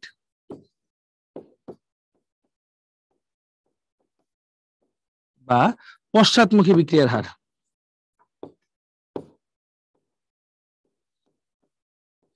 পশ্চাৎমুখী বিক্রিয়ার হার। আচ্ছা, তো এই জিনিসটা মোটামুটি বুঝলা। এখন এটা গেল একমুখী বিক্রিয়ার কেস। এবার যদি উভমুখী বিক্রিয়ার কেসে আসি, উভমুখী বিক্রিয়ার কেসটা কেমন হবে? ধরো এই 10 ইয়ার্স ওল্ডের বাচ্চাটা, তারই এক পিঠাপিঠি ভাই 11 ইয়ার্স ওল্ড, মারামারি করতে যাবে, হ্যাঁ দূরে দূরে পিটাবে এখন, হ্যাঁ 100 মিটার দূরত্বে আছে। তো মারামারি করতে গেলে কি হয়, দুজন দুজন মারতে আসবে, দুইটা বয়সও কাছাকাছি, তাহলে স্পিডও কাছাকাছি। ধরো গেল 52 মিটার, ও ততক্ষণে আসবে, একটু এরো চিহ্নটা ভুল হয়েছে, বা একটা কাঙ্ক্ষিত হিসাব দিই, তাহলে তোমাদের সবার জন্য ইজিয়ার হবে। হ্যাঁ, ধরো ও গেল অলমোস্ট 51 মিটার, ও আসলো অলমোস্ট 49 মিটার। ঠিক আছে, কাছাকাছি। তার মানে এই ক্ষেত্রে যেহেতু বয়সও কাছাকাছি, স্পিডও কাছাকাছি, ওর বয়স কম স্পিড বেশি, ওর বয়স একটু বেশি স্পিড একটু কম, একটু কম। বাট তুমি একটা অবজারভার, দূর থেকে দেখলে কি মনে হবে? দুজন প্রায় সমান বেগে গেছে, 51 জন তাই কাছাকাছি। সো যখন সম্মুখমুখী বিক্রিয়া হার আর পশ্চাৎমুখী বিক্রিয়া হার প্রায় সমান হবে, এটাকে বলতেছি আমরা প্রায় সমান। হ্যাঁ, প্রায় সমান বা কাছাকাছি, হ্যাঁ বা কাছাকাছি। ঠিক আছে, এই ব্যাপারটাকে আমরা বলতেছি উভমুখী বিক্রিয়া। কি বলতেছি এই ব্যাপারটাকে? উভমুখী বিক্রিয়া। এই ব্যাপারটাকে আমরা বলতেছি উভমুখী বিক্রিয়া। তাহলে আরেকটা টপিক থাকলো, ভাই তাহলে সাম্যাবস্থা কোনটা? তুমি দাঁড়ায় আছো 10 ইয়ার্স ওল্ড, তোমার সামনে তুমিই দাঁড়ায় আছো, মানে ক্লোন। তাহলে দুইজন স্পিড কেমন হবে? সেম হবে না? মানে 100 মিটার যদি ডিস্টেন্স থাকে, তুমি যদি 50 যাও, এই ক্লোনও কিন্তু 50 আসবে। তো সম্মুখমুখী বিক্রিয়া আর পশ্চাৎমুখী বিক্রিয়া যখন এক্স্যাক্টলি সমান হবে, এক্স্যাক্টলি সমান, তখন এটাকে আমরা বলতেছি সাম্যাবস্থা। এটাকে আমরা বলতেছি সাম্যাবস্থা। ওকে, সাম্যাবস্থা একটা গতিশীল অবস্থা, এটা নিয়ে আমরা একটু সামনে আলোচনা করব, সমস্যার কিছু নাই। আচ্ছা, সো আমরা মোটামুটি ইবেজি কি কি বললাম? বিক্রিয়া হার, বিক্রিয়া হার এটা আমরা সবাই জানি আর দুই প্রকার আছে, একটা হচ্ছে সম্মুখমুখী বিক্রিয়া হার, এটা হচ্ছে পশ্চাৎমুখী বিক্রিয়ার হার। মানে বিক্রিয়ক থেকে উৎপাদে যাইতে যে হারটা, সেটাকে বলা হয় হচ্ছে সম্মুখমুখী বিক্রিয়া হার। উৎপাদ থেকে আবার বিক্রিয়কের দিকেও কিন্তু একটা ব্যাকওয়ার্ড ডিরেকশন হয়, সেটাকে বলতেছি আমরা পশ্চাৎমুখী বিক্রিয়া হার। যদি একদিকের বিক্রিয়া হার এতই বেশি হয়, অন্য দিকেরটাকে নগণ্য মনে হয়, তখন এটাকে আমরা বলবো একমুখী বিক্রিয়া। যদি দুই দিকের বিক্রিয়ার হার কাছাকাছি বা সমান হয় তখন মানে প্রায় সমান হবে, নট সমান, কাছাকাছি বা প্রায় সমান হবে, তখন আমরা তাকে বলবো উভমুখী বিক্রিয়া। আর যদি দুইটার বিক্রিয়ার হার এক্স্যাক্টলি সমান হয়, হ্যাঁ, তখন আমরা তাকে বলবো সাম্যাবস্থা। এটা একটা গতিশীল অবস্থা। মানে এটা হলো বিক্রিয়ক যেই হারে উৎপাদে পরিণত হচ্ছে, উৎপাদটাও সেই হারে বিক্রিয়কে পরিণত হচ্ছে, মানে চলতেছে সাইকেলটা, থেমে যাবে না কখনোই। সো এটাই হচ্ছে একটা গতিশীল অবস্থা। ওকে, এটা হচ্ছে একটা গতিশীল অবস্থা। যেটা একটা ভালো উদাহরণ হচ্ছে যে হাইড্রোজেন আর আয়োডিন যখন তুমি একসাথে মিক্স করবা, হ্যাঁ, আয়োডিনের কালার তো বেগুনি, তো দেখবা ইউটিউবে দেখতে পারবা আর কি, যে হাইড্রোজেন আয়োডাইডের কালার বর্ণহীন হওয়া উচিত, তাই না, বর্ণহীন হয়ে যাওয়া উচিত। বাট এটা দেখা যাবে যে পাত্রটা মানে হাইড্রোজেন মানে বিক্রিয়া করছে, কিছুক্ষণ গেছে, যাওয়ার পর বেগুনি ভাবটা থেকেই যেতেছে, মানে হচ্ছে ওখানে আয়োডিন কিন্তু উপস্থিত আছে, পুরোপুরি কিন্তু হাইড্রোজেন আয়োডাইড তৈরি হয়নি, তার মানে বিক্রিয়াটা সাইকেল চলতেছে। ঠিক আছে, এটা একটা গতিশীল অবস্থা, অলওয়েজ সাম্য অবস্থা। হ্যাঁ, আচ্ছা, তো এটা হচ্ছে বিক্রিয়া হার আর দিকমুখিতার একটা এক্সাম্পল। এবার যদি সামনে আগাই, এই যে যেটা বললাম আর কি এতক্ষণ, এই জিনিসগুলা, তো দেখো কোন বিক্রিয়া সমস্ত বিক্রিয়ক পদার্থ যখন উৎপাদে পরিণত হয়, যেটা অ্যাকচুয়ালি টেকনিক্যালি সম্ভব না, মানে হলো যে বিক্রিয়া শুধু একদিকে যেতে থাকে, এটা হচ্ছে আমাদের বইয়ের ভাষা, বাট অ্যাকচুয়ালি কথা না। অ্যাকচুয়াল কথাটা হচ্ছে কি, যখন সম্মুখমুখী বিক্রিয়ার হার অনেক বেশি হয় পশ্চাৎমুখী থেকে, অথবা পশ্চাৎমুখী বিক্রিয়ার হার অনেক বেশি হয় সম্মুখমুখী থেকে, তখন ওটাকে আমরা বলতেছি হচ্ছে একমুখী বিক্রিয়া। আর উভয়মুখী বিক্রিয়া কখন বলি, যখন হচ্ছে দুইটার বিক্রিয়ার হার কাছাকাছি বা প্রায় সমান হয়, তখন আমরা ওইটাকে বলতেছি উভমুখী বিক্রিয়া। ওকে, এই খোলা পাত্র বদ্ধ পাত্র কিছু বিষয় আছে, ইন জেনারেল, সব সময় না, ইন জেনারেল একমুখী বিক্রিয়াটা খোলা পাত্রে কনসিডার করা হয়, ইন জেনারেল, ইন জেনারেল সব সময় না। আর উভমুখী বিক্রিয়া হচ্ছে আমরা বলি হচ্ছে বদ্ধ পাত্র, হ্যাঁ, ইন জেনারেল, বদ্ধ পাত্র ইন জেনারেল কনসিডার করা হয়। আচ্ছা, ওকে, তো চলো একটু সামনের দিকে আগাই। এবার পড়বো আমরা ইএ বা সক্রিয়ণ শক্তি। ইএ মানে হচ্ছে অ্যাক্টিভেশন এনার্জি, ইএ, এই এ মানে হচ্ছে অ্যাক্টিভেশন এনার্জি। দেখো ইএ, এখানে এ মানে অ্যাক্টিভেশন, ই মানে এনার্জি, তার মানে এটাকে একসাথে লিখলে আমরা কি লিখবো, অ্যাক্টিভেশন এনার্জি। মানে কোন একটা জিনিসকে অ্যাক্টিভ করতে যে পরিমাণ শক্তি লাগে, মানে কার্যে পরিণত করতে যে পরিমাণ শক্তি লাগে। সহজ উদাহরণ একটা দিই, দেখো তুমি ধরো ঘুমায় আছো, তোমার কাজে অফিস যেতে হবে, মাঝখানে একটা টাইম আছে, কিন্তু ওই যে ঘুমের থেকে যে অ্যালার্ম দেয় না, 7টা অ্যালার্ম দেয়, 7টা 5-এ দেয়, 7টা 10-এ দেয়, ধরো 7:30 যাওয়া লাগবে, 7টা 15 মধ্যে রেডি হইতে হবে, তখন কি করো, 7টা দাও, 7টা 5-এ দাও, 7টা 10-এ দাও, আমি আরো ছোট ছোট দিই, 7টা 2, 3, 4 বারবার দিতে থাকি। তো এতে করে কি হয়, বারবার ফোন দেখি, আবার একটু ঘুমাই, ফোন দেখি, আবার একটু ঘুমাই, ওই যে আলসেমি করতেছি, যে উঠতে উঠতে একটা আলসেমি করি, উঠা গেলে মোটামুটি আরেকটু আলসেমি করি, তারপর কাজ করা শুরু করি। তাহলে এই যে উঠতে উঠতে আলসেমি করতে করতে বিছনা ছেড়ে উঠে বসা পর্যন্ত, এতটুকু পর্যন্ত আমরা অনেক আলসেমি করি। এই যে এইটুক পর্যন্ত উঠতে পারলে তারপর বাকিটা দৌড়। মাঝে মাঝে কিন্তু এই কাজও করতে হয়, যে মানে করি আমরা সবাই কম বেশি, স্কুলের ক্ষেত্রে বা কলেজের ক্ষেত্রে করছি, যে ঘুম থেকে ওঠার পর মনে হচ্ছে না থাক আজকে না যাই, আর যাইনি, মানে পুরাপুরি উঠা বসি নেই আর কি, হাফ উঠা বসেই ঘুমাই গেছি। তো দেখো পুরাপুরি উঠা বসতে হবে, তারপর যাইতে হবে। তাইলে একটা বিক্রিয়কের সবসময় সবার জন্যই সেম, আমিও একটা বিক্রিয়ক, সবাই একটা বিক্রিয়ক, একটা বিক্রিয়কের উৎপাদে পরিণত হইতে ন্যূনতম একটা শক্তির বাধা পের হয়ে আসতে হয়, মানে পার হয়ে আসতে হয়। ঠিক আছে, একটা ন্যূনতম শক্তির বাধা পার হয়ে আসতে হয়, ওই শক্তির বাধাকে বলা হয় সক্রিয়ণ শক্তি, ওই শক্তির বাধাকে বলা হয় কি, সক্রিয়ণ শক্তি। তো এখন তোমাদের এটাকে মানে এক্সপ্লেন করবো, তার আগে ছবিটা একটু দেখো। Reactant getting started in the hardest part, মানে getting started is the hardest part, মানে হচ্ছে রেডি হওয়া বা শুরু করা, মানে হ্যাঁ উঠবো যাবো, এটাই হচ্ছে সবচেয়ে হার্ড পার্ট। যখন একবার তুমি উঠে যাবা, তখন আর তোমার কোনো প্যারা নাই, তারপর তুমি দৌড় দিয়ে কাছে যাইতে পারবা, বাট ওই তো উঠা যাওয়াটা হচ্ছে মেইন প্যারা আর কি। হ্যাঁ, আচ্ছা, তো চলো এটার একটু এক্সাম্পল দেখি। দুই ধরনের বিক্রিয়া ক্ষেত্রে, একটা তাপ উৎপাদী বিক্রিয়া ক্ষেত্রে দেখবো, একটা তাপ হারি বিক্রিয়া ক্ষেত্রে দেখবো। ঠিক আছে, তাপ উৎপাদী, এটা দেখবো তাপ হারি। আচ্ছা, তো ব্যাপার হচ্ছে, ধরো আমার কাছে তাপ উৎপাদী বিক্রিয়া আছে, এই পাশে হচ্ছে দিলাম শক্তি, এই পাশে ধরো বিক্রিয়া অক্ষ বা সময়। হ্যাঁ, বিক্রিয়া অক্ষ বা সময়। তো ব্যাপারটা হচ্ছে তাপ উৎপাদী বিক্রিয়া কাকে বলে, যেটা তাপ উৎপন্ন করে, মানে উৎপাদের শক্তি কম থাকে, বিক্রিয়কের শক্তি বেশি থাকে, তাই না?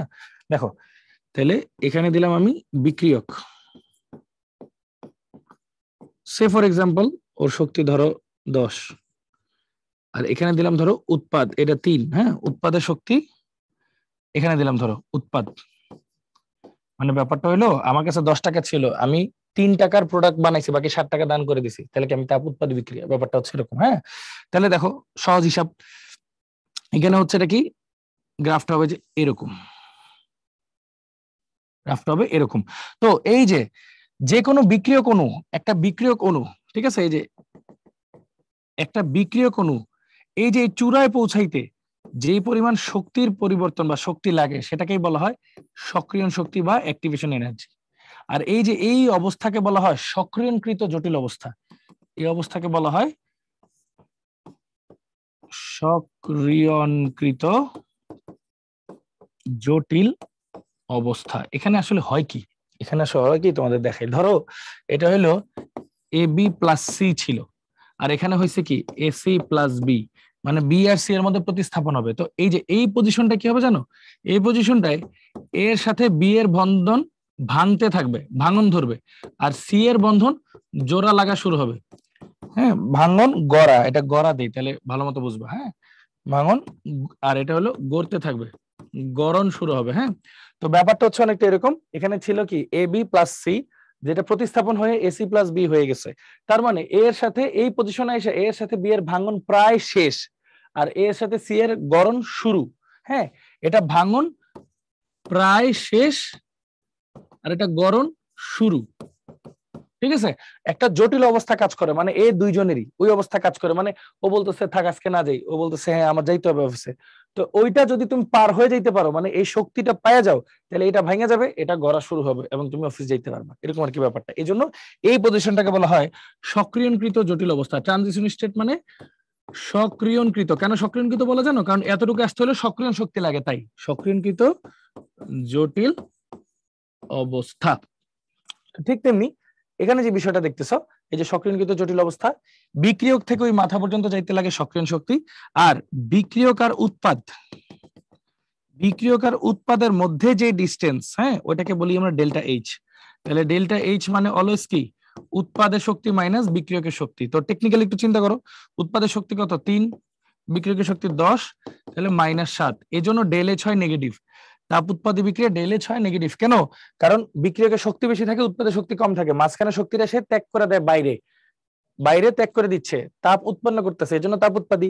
আর তাপ উৎপাদী হলে কি হয়, নেগেটিভ হয়। এজন্য তাপ উৎপাদী বিক্রিয়া del H negative, del H negative. Okay, এবার আসি তাপ হারি। চলো তাপ হারিটা পড়ি। এখানে গেছে শক্তি, এখানে যাচ্ছে হচ্ছে সময়। তো এখানে হয় কি উল্টা আর কি। হ্যাঁ, এটা ধরো 3 বিক্রিয়ক, এটা ধরো 10 উৎপাদ। হ্যাঁ, উৎপাদ। তো এখানে হয় কি, এই যে এরকম যাইতে হয়। তো এখানে কেসটা কি, সেম কেস, যে দেখো বিক্রিয়ক থেকে, বিক্রিয়ক থেকে এই যে এই চূড়া পর্যন্ত উঠতে সবসময় বিক্রিয়ক থেকে চূড়া পর্যন্ত, বিক্রিয়ক থেকে চূড়া পর্যন্ত উঠতে যে পরিমাণ শক্তির পরিবর্তন, সেটাকে বলি সক্রিয়ণ শক্তি। এই মাথাটাকে বলি সক্রিয়ণকৃত জটিল অবস্থা, সক্রিয়ণকৃত জটিল অবস্থা। আর এই উৎপাদ আর বিক্রিয়কের মাঝখানে যে গ্যাপটা থাকে, উৎপাদ আর বিক্রিয়কের মাঝখানে যে গ্যাপটা, এটাকে বলি ডেল্টা এইচ। তো ডেল্টা এইচ এখানে কি হবে, ডেল্টা এইচ এখানে আসতেছে কি উৎপাদ মাইনাস বিক্রিয়ক অলওয়েজ, মানে ফাইনাল অবস্থা মাইনাস আদি অবস্থা। তাহলে দেখো 10 - 3 = +7। মানে এখানে কি হচ্ছে, আমার কাছে ছিল 3 টাকা, আমার এখন লাগবে 10 টাকা হইতে, তাহলে 60 টাকা আমার নিতে হবে। আমি তাপ খাচ্ছি, মানে তাপ হরণ করতেছি, এই জন্য এটাকে বলা হয় তাপ হারি। তো তাপ হারি বিক্রিয়া ডেল এইচ কি হয়, পজিটিভ হয়। এই জন্যই তাপ হারি বিক্রিয়া ডেল এইচ কি হয়, পজিটিভ হয়। কারণ ও কি করতেছে, তাপটা নিজে শোষণ করতেছে, হ্যাঁ, ওর মধ্যে ঢুকতেছে, এজন্য বাড়ছে ওর, এজন্য তাপ হারি কি হয়, পজিটিভ হয়। আর তাপ উৎপাদে কি ছেড়ে দিচ্ছে, মানে নিজের থেকে কমতেছে, এই জন্য নেগেটিভ। ঠিক আছে, এইভাবে চিন্তা করতে হবে। আর সবসময় মনে রাখবো সক্রিয়ণ শক্তি কোথা থেকে হয়, বিক্রিয়কের জন্য হয় সক্রিয়ণ শক্তি, বিক্রিয়কের জন্য। তাহলে বিক্রিয়ক অণু থেকে একদম চূড়া পর্যন্ত যাইতে যে পরিমাণ শক্তি, তাকে বলা হয় সক্রিয়ণ শক্তি। আর বিক্রিয়ক আর উৎপাদের মধ্যে যে ডিফারেন্স, সেটাকে বলা হয় ডেল এইচ। আচ্ছা, আরেকটা যে বিষয় থাকে, দেখতেই পাচ্ছ যে তাপ উৎপাদ বিক্রিয়ার শক্তি কম, তাপ হারি বিক্রিয়ার সক্রিয়ণ শক্তি বেশি। আরেকটা যে বিষয়টা ভাইয়া বলবো, সেটা হচ্ছে সক্রিয়ণ শক্তি বেশি হওয়া ভালো না কম হওয়া ভালো, চিন্তা করে দেখো তো। সক্রিয়ণ শক্তি বেশি হওয়া ভালো নাকি কম হওয়া ভালো? সক্রিয়ণ শক্তি যত কম হবে তত ভালো। কারণ কি, স্বাভাবিক না, যে তোমার যদি ব্যারিয়ার, ধরো একটা গাড়ি কিনবা তুমি, হ্যাঁ, গাড়ির দাম 10 লাখ, এখন ডিসকাউন্টে তুমি যদি কোনোভাবে 6 লাখ টাকায় পাও, তোমার জন্য ইজি হবে না, কষ্ট কম হবে না গাড়িটা পাইতে? এরকম আর কি। সক্রিয় শক্তিটা হচ্ছে ব্যারিয়ার, এই ব্যারিয়ার যত কম হবে তত তোমার জন্য ভালো বিক্রিয়া করার জন্য। হ্যাঁ, কারণ কি একটা বিক্রিয়ক অণু তো মনে করো 50টা অণু আছে, সব অণু কিন্তু বিক্রিয়ায় উৎপাদে যাইতে পারে না, কিছু অণু থেকে যায়। এখন সক্রিয় শক্তি যত কম হবে তত বেশি মানুষ পার্টিসিপেট করতে পারবে। ব্যাপারটা হচ্ছে অনেকটা এরকম যে ধরো আমার সাথে 10 বন্ধু আছে, হ্যাঁ, এখন আমার অনেক হাই সোসাইটির কিছু বন্ধু আছে যারা ওই 5-6 হাজার টাকার কনসার্টে যায়, হ্যাঁ, আমার কাছে অত টাকা থাকে না, আমি যাইতে পারবো না, হ্যাঁ ধরো। তো আলটিমেটলি ব্যাপারটা কি হবে যে আমরা 10 বন্ধুর মধ্যে 5 জন কনসার্টে গেল আর বাকি 5 জন আমরা যাইতে পারিনি, কিন্তু এই কনসার্টের টাকা 5,000 থেকে যদি 500তে নেমে আসে, কমে যায়, তখন কিন্তু আমরা 10 জনে যেতে পারবো। তার মানে ব্যাপারটা কি, সক্রিয় শক্তি যত বাড়ে সক্রিয় অণুর সংখ্যা তত কি হয়, কমে। সক্রিয় অণু মানে যারা এই সক্রিয় শক্তির লেভেলটা পার করতে পারে তাদেরকে বলা হয় সক্রিয় অণু, মানে যারা ওই সক্রিয় শক্তির ব্যারিয়ারটা পার করতে পারে। তো স্বাভাবিক, সক্রিয় শক্তি যত বেশি হবে তত কম অণু সেই ব্যারিয়ার পার করতে পারবে। ওই যে এন্ট্রি ফি যত বেশি হবে তত কম মানুষ যাবে, আবার এন্ট্রি ফি যত কম হবে তত বেশি মানুষ পার্টিসিপেট করবে, মানে সক্রিয় অণুর সংখ্যা বেড়ে যাবে। ব্যাপারটা ক্লিয়ার? তাহলে এই কথাটা একটু লিখে দেই যে সক্রিয় শক্তি যত বাড়বে সক্রিয় অণু সংখ্যা তত কমবে।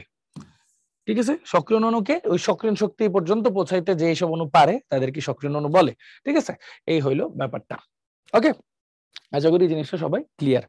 ওকে, তো এই সক্রিয় শক্তি রিলেটেড যে টপিকটা আমরা পড়বো সেটা হচ্ছে আরহেনিয়াস সমীকরণ। তো ওই যে আমরা পড়ছিলাম না যে 10 ডিগ্রি সেলসিয়াস তাপমাত্রা বৃদ্ধিতে কি হয়, বিক্রিয়ার বেগ অলমোস্ট দ্বিগুণ হয়ে যায়। 10 ডিগ্রি সেলসিয়াস তাপমাত্রা বৃদ্ধিতে বিক্রিয়ার বেগ অলমোস্ট দ্বিগুণ হয়ে যায়। তো ব্যাপারটা হচ্ছে আরহেনিয়াস হচ্ছে বলছিল আর কি যে বিক্রিয়ার হার ধ্রুবকের উপর যে তাপমাত্রার প্রভাবটা সেটা আসলে কিভাবে আমরা ব্যাখ্যা করতে পারি। তো দেখো উনি বলছিলেন সংঘর্ষ তত্ত্ব থেকে আসছিল আর কি, যে একটা জিনিস যত বেশি সংঘর্ষ হবে তত বেশি কি হবে জিনিসটার, মানে কি বলবো, বিক্রিয়া তত বেশি হবে। হ্যাঁ, সংঘর্ষ যত বেশি বিক্রিয়া তত বেশি। সংঘর্ষ যদি না হয় তাহলে বিক্রিয়া কেমনে হবে? ধরো সোডিয়াম রাখলা ক্লোরিন রাখলা, দুইজনের দুইটা আলাদা পাত্রে রাখলা, সারা জীবন এমনিই থাকবে, সোডিয়াম ক্লোরাইড আর হবে না, কিন্তু যখন ওদের মধ্যে সংঘর্ষ করাবা তখনই তো বিক্রিয়াটা হবে, তাই না? তো আরহেনিয়াস 3টা কথা বলছিল আর কি। হ্যাঁ, ফার্স্ট হচ্ছে সংঘর্ষ হইতে হবে, প্রচুর সংঘর্ষ হইতে হবে। এই সংঘর্ষের একটা নির্দিষ্ট দিক বিন্যাস থাকতে হবে। নির্দিষ্ট দিক বিন্যাস বলতে ধরো মারামারি হবে তোমার আর তোমার বন্ধুর মাঝখানে, আমি দাঁড়ায় আছি, তোমার বন্ধু ফাট করে আমার মেরে দিল, তাহলে তো লাভ হলো না, মানলাম তো তোমাদের দুজনের মধ্যে হরকত ছিল, আমার মারলে তো আরেক বিক্রিয়া শুরু হবে, তাই না? তো নির্দিষ্ট দিকে বিক্রিয়াটা হইতে হবে, তাহলে দিক বিন্যাসটা কি হইতে হবে, নির্দিষ্ট হইতে হবে। হ্যাঁ, আর লাস্ট আরেকটা জিনিস, ন্যূনতম শক্তি থাকতে হবে। ন্যূনতম শক্তিটাই সক্রিয় শক্তি। ন্যূনতম শক্তির ব্যাপারটা কি, ধরো একটা সেই শক্তিশালী একটা দানবের সাথে একটা ছোট্ট চিকনা একটা পিচ্চি যদি মারামারি করতে যায়, ওকে টিকতে পারবে? মারামারি তো পার্টিসিপেটই করতে পারবে না। তাহলে দুইটা জিনিসের বিক্রিয়া করতে হইলে সক্রিয় শক্তির লেভেলটাও কাছাকাছি হইতে হবে। কাছাকাছি না হইলে তো তারা বিক্রিয়া করতে পারবে না, একজন আরেকজনের শেষ করে দিবে, মানে বিক্রিই হবে না। বুঝছো, মানে একজন অনেক পাওয়ারফুল, একজন একদম লো পাওয়ারফুল, এ তো নিচে আসতে পারবে না এরা মারতে, কিন্তু যদি কাছাকাছি হয় তখন বিক্রিয়াটা সুন্দর হবে। তো এই জন্যই এই 3টা বৈশিষ্ট্য থাকা লাগে। তো এই 3টা বৈশিষ্ট্যের উপর বেস করে আরহেনিয়াস হচ্ছে সূত্র দিয়েছিলেন, সেটাই হচ্ছে K is equal to A into e to the power minus E a by R T, E a by R T. ঠিক আছে, সো এখানে যে ব্যাপারটা আছে যে সিম্পল কথা, এটা কি, এটা হচ্ছে আরহেনিয়াস ধ্রুবক, দেখতেই পাচ্ছ, এ হচ্ছে আরহেনিয়াস ফ্যাক্টর, আরহেনিয়াস ধ্রুবক। আরহেনিয়াস ধ্রুবকের ভিতরে কে আছে জানো?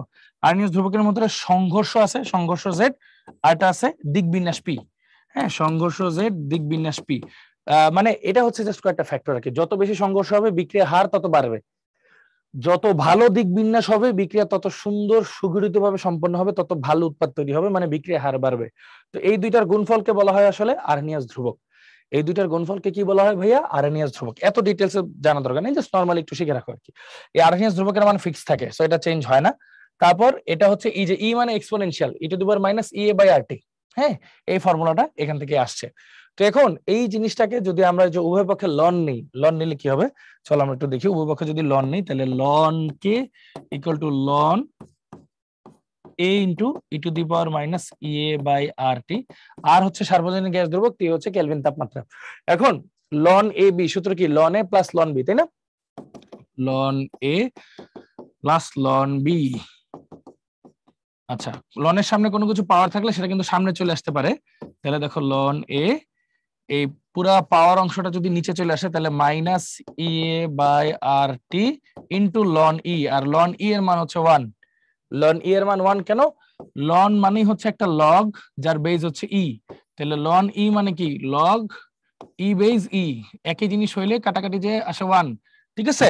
সো আলটিমেটলি এটাকে আমরা কি লিখতে পারি, ln K equal to ln A minus E A by R T. তো এই জিনিসটাকে এখন আমরা সুন্দর মতো গুছাইয়া পড়বো, ঠিক আছে? আরেকবার বলি জিনিসটা কি বললাম। আরএনএস হচ্ছে এই যে একটা রাসায়নিক বিক্রিয়া সুষ্ঠুভাবে সংঘটিত হতে হলে এরকম 3টে শর্ত দরকার হয় আর কি, হ্যাঁ? সংঘর্ষ, ভালো অনেক সংঘর্ষ হইতে হবে, দিক বিন্যাস, সঠিক দিক বিন্যাসে বিক্রিয়াটা হইতে হবে, আর একটা ন্যূনতম শক্তি লাগবে, সক্ষম শক্তি। তো এইখান থেকে সূত্রটা আসে, আরএনএস ধ্রুবক হচ্ছে এই দুইটার গুণফলের মান, সংঘর্ষ আর দিক বিন্যাসের গুণফলের মান, যেটা যত বেশি হবে বিক্রিয়া হার তত বাড়বে। এই যে দেখো বিক্রিয়া হার তত বাড়বে, সমানুপাতিক সম্পর্ক, হ্যাঁ? আর সক্রিয় শক্তির সাথে কেমন সম্পর্ক, সক্রিয় শক্তি যত বেশি বিক্রিয়া হার তত কম, তাই না? তাহলে কম অণু অংশগ্রহণ করবে। তো ব্যাপারটা হচ্ছে এই যে এইটাকে উভয় পক্ষে যদি আমি লন নেই, যেহেতু এক্সপোনেনশিয়াল আছে, উভয় পক্ষে যদি লন নেই তখন এইভাবে সমীকরণটা চলে আসতেছে, হ্যাঁ? আবার একটা এক্সাম্পল দিয়ে দিই, ln A B equal to লেখা যায় ln A plus ln B, লিখে দেই ইন এনি কেস যদি তোমরা ভুলে যেয়ে থাকো সূত্রগুলা, loan A plus ln B, তাহলে loan A plus ln B, হ্যাঁ? তারপরে যে পাওয়ারটা সামনে চলে আসলো, তারপরে যে লন এর মান 1 এটা চলে আসে। এখন এখান থেকে আমরা কি কি ডেরিভেটিভ করতে পারি, এখান থেকে আমরা একটা জিনিস ডিরাইভ করতে পারি, চলো এটা একটা পেজ নিয়ে পড়ে নিই আগে। দেখো কি আসতেছে, ln K equal to ln A minus E A by R T. তো এটাকে একটু ভেঙে সুন্দর করে লিখে আসো, ln K equal to minus E A by R into 1/t plus ln A, এভাবে লেখা যায়। তো এটাকে কিন্তু ওই যে সরলরেখার সমীকরণ দেখো, y is equals to M X plus C, এইভাবে কিন্তু সমীকরণটা লেখা যায়। তো যদি আমরা আঁকি, y বরাবর কাকে বসাবো, লন কে কে, x বরাবর কাকে বসাইছে দেখো 1/t কে, তাহলে একটা ঢাল পাবো, ঢালটা কিন্তু নেগেটিভ মাইনাস আছে, তাই না? নেগেটিভ একটা ঢাল পাবো, ঢালের মান কত, minus E A by R, minus E A by R, শেষ হয়ে গেল। ঢালের মান পাবো হচ্ছে মাইনাস ই এ বাই আর। তো এইভাবে হচ্ছে আমরা জিনিসপত্রগুলোর সলভ করতে পারবো ইনশাল্লাহ। আচ্ছা, তাহলে এটা হচ্ছে ঢাল বা স্লোপ, ঠিক আছে? তো এটা হচ্ছে আরএনএস সমীকরণের মানে গ্রাফ কিভাবে আঁকে সেই জিনিসটা। তো চলো এবার একটু সামনের দিকে যাই। আরএনএস এর সমীকরণ যদি দুইটা তাপমাত্রা থাকে তখন কিভাবে করব, আসো দেখি। খুব সিম্পল, এটা ইজি। একটু কি করলাম, ln K equal to ln A minus E A by R T. তো ধরো এটাকে 1 দিলাম, কে 1 এর উপর টি 1 ডিপেন্ডেন্ট, বাকিগুলো তো ধ্রুবক, এ ধ্রুবক, ই এ ধ্রুবক, আর ধ্রুবক, এগুলো ধ্রুবক। তাহলে এই দুইটাই হচ্ছে একে অপরের উপর ডিপেন্ড করে। তারপর আরেকটা দিলাম ln K 2 equal to ln A minus E A by R T 2, ঠিক আছে? তাপমাত্রা চেঞ্জ করলে হার ধ্রুবক চেঞ্জ হয়। তো আমি যদি এই দুইটা সমীকরণকে, এই যে এটার নাম দিলাম 2, এটার নাম দিলাম 1, দুইটা যদি বিয়োগ করি, 2 থেকে যদি 1 বিয়োগ করি, সেক্ষেত্রে আমরা কি পাচ্ছি দেখো, ln K 2 minus ln K 1 equal to ln A minus E A by R T 2 minus ln A minus minus plus E A by R T 1। তো এখন যদি এটাকে শর্ট একটু লিখে দেখো, ln A minus ln B, সূত্র হচ্ছে ln A by B equal to এটা এটা কাটা, তাহলে ই এ বাই আর যদি কমন নাও, শুধু ই এ বাই আর যদি কমন নাও, তাহলে 1/t1, কারণ 1/t1 এর আগে পজিটিভ আছে, minus 1/t2, 1/t1 minus 1/t2, ঠিক আছে? এইভাবে সুন্দর করে জিনিসটা লেখা যায়। আর লন কে যদি লগে কনভার্ট করো তখন কি হয়, এই জিনিসটা একটু দেখাই। লন কে যদি এই যে লগে কনভার্ট করো, k2/k1 equal to E A by 2.303 R 1/t1 minus 1/t2, খালি একটা 2.303 ব্যাপারটা চলে আসে, হ্যাঁ? তার মানে আমরা একটা কথা তো লিখতে পারি, ln x equal to 2.303 log x, এইভাবে লেখা যায়। লন আর লগের সম্পর্ক, এটা নিয়ে সবারই প্যাচ লাগে, আমার লাগতো আর কি, হ্যাঁ? আমার পার্সোনালি অনেক প্যাচ লাগতো। তো এই প্যাচটা কিভাবে দূর করছে, যে এইভাবে চিন্তা করলেই দূর হয়ে যায়, হ্যাঁ? জাস্ট এই দেখো, লনের সমীকরণে যদি লগটা বসাই, ধরো এই যে এখানে খেয়াল করো, লনের সমীকরণে যদি লগ বসাই 2.303 log k2/k1 equal to E A by R 1/t1 minus 1/t2। তারপর কি এটাকে যদি এটা নিচে চলে আসি, তাহলে তো যে সিঙ্গেল হয়ে গেল, দেখো লগ k2/k1 E/2.303 আর 1/T1 - 1/T2 মানে লন থেকে লগে কনভার্ট করলে লগের সাথে 2.303 গুণ হয়। ঠিক আছে, এটাই শেষ আমাদের সমীকরণ। এত কঠিনটা মুখস্থ না রাখে এই জিনিসটা বললেও হবে। এটা জাস্ট একটা ইকুয়েশন দেখাইলাম তোমাদেরকে যে এইভাবে জিনিসটা কনসিডার করা হয়। ঠিক আছে, এইভাবে জিনিসটা কনসিডার করা হয়। ওকে, সো আসি একটু সামনে। তাপমাত্রা বৃদ্ধি বিক্রিয়া হার বৃদ্ধির কারণ। কারণ কি? তাপমাত্রা যত বাড়াবো তত আমার কি হবে বলো? বিক্রিয়ার অণুগুলা তত বেশি শক্তি পাবে। অণুগুলা যত বেশি শক্তি পাবে তত বেশি অণু বিক্রিয়ায় অংশগ্রহণ করতে পারবে। তার মানে কি? বেশি বিক্রিয়ায় অংশগ্রহণ করতে পারে মানে কি? সক্রিয় অণুর সংখ্যা বাড়বে, তাই না ব্যাপারটা? তাহলে সক্রিয় অণুর সংখ্যা বৃদ্ধি পাবে। আরেকবার বলি, তাপমাত্রা ধরো আমার কাছে অণু আছে, মানে মেইন কথা হলো তাপমাত্রাকে টাকার মতো চিন্তা করো। ওই যে 5,000 টাকা এন্ট্রি ফ্রি, 5 জন বন্ধু গেছে, বাকি 5 জন আমরা বসে আছি, এখন কেউ এসে আমাদের ডোনেট করলো কিছু টাকা, তাপমাত্রা বাড়ছে মানে টাকা ডোনেট করছে, তাহলে কি? ধরো আমার কাছে 3,000 টাকা ছিল, কেউ সবাই 2,000 করে দিচ্ছে, তাহলে আমার কিন্তু 5,000 টাকা মিলে গেছে। হয়তো আরো 2-1 জনের মিলে নাই, তাহলে কি আরো 2 জন আমরা বেশি পার্টিসিপেট করতে পারলাম না আগের চেয়ে বেশি? তাহলে তাপমাত্রা বাড়াইলে বিক্রিয়ার অণুগুলোর মধ্যে শক্তি বাড়ে, তাহলে ওদের মধ্যে সংঘর্ষ আরো বাড়ে, ওরা আরো বিক্রিয়া করতে উদ্বুদ্ধ হয়। তার মানে সক্রিয় অণুর সংখ্যা বৃদ্ধি পায়, তাপমাত্রা বাড়াইলে সক্রিয় অণুর সংখ্যা বৃদ্ধি পায়। হ্যাঁ, এই হলো ঘটনা। আচ্ছা, তো এটা মোটামুটি আমরা বুঝতে পারলাম। হ্যাঁ, আচ্ছা, তো চলো তারপরে আমরা একটু সামনের দিকে আগেই। তাপমাত্রা বৃদ্ধি বিক্রিয়া হার বৃদ্ধির কারণ কি আর কি? বিক্রিয়া হার বৃদ্ধি হয় কারণ সক্রিয় অণুর সংখ্যা বৃদ্ধি পায়। সক্রিয় অণুর সংখ্যা যদি বাড়ে তাহলে তো বিক্রিয়া হার বাড়বে, এটাই স্বাভাবিক। আচ্ছা, এবার আমরা পড়বো ক্রোমো আণবিকত্ব। ওকে, তো এখন আবার একটা ভিন্ন টপিক নিয়ে আমরা শুরু করবো। ক্রোমো আণবিকত্ব ব্যাপারটা কি? তো ক্রোমো আণবিকত্ব জিনিসটা একটু সিম্পলিফাইড আর কি।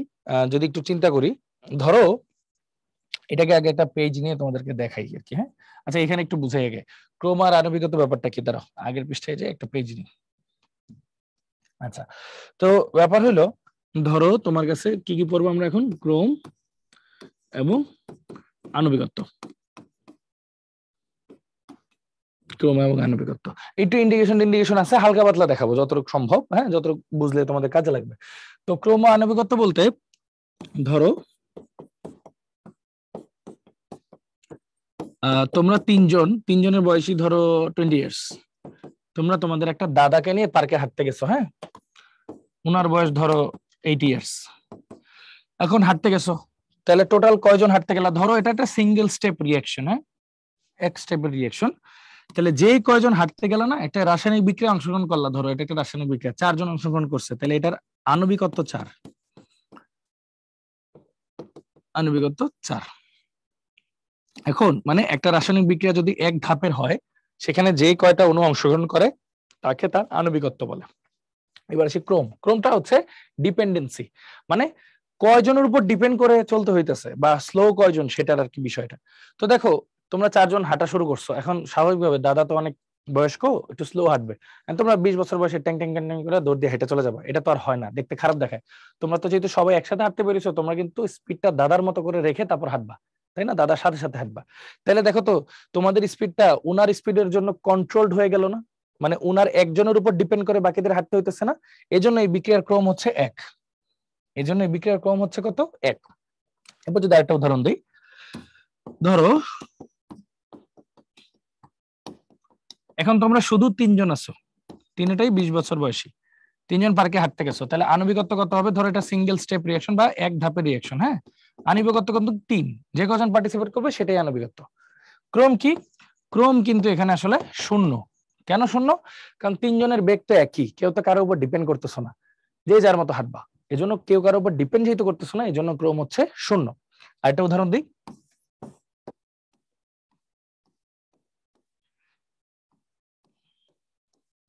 তিনজনই দাদা, 80 ইয়ার্স বয়সের কম বেশি। হ্যাঁ, 3 জন পার্কে হাঁটতে বেরোইছে, তো বুঝতেই পারতেছো আণবিকত্ব কত? আণবিকত্ব 3, কারণ 3 জনই রাসায়নিক, মানে 3 জনের স্পিড সেম, কেউ কারোর উপর ডিপেন্ড, মানে সরি, যে কয়জন মানে বিক্রিয়া অংশগ্রহণ করবে সেটাই তার আণবিকত্ব, একটা এক ধাপ বিক্রিয়ায়। এবার যদি ক্রমে আসি, ক্রমটা কিন্তু 0। তোমরা হয়তো অনেকে ভাবতেছো যে 3 জনই যেহেতু স্লো, তাহলে তো ভাইয়া ক্রম 3 হওয়া উচিত, বাট না, ক্রমটা কিন্তু 0। কেন ক্রমটা 0? কারণ হচ্ছে 3 জনের স্পিড তো সেম।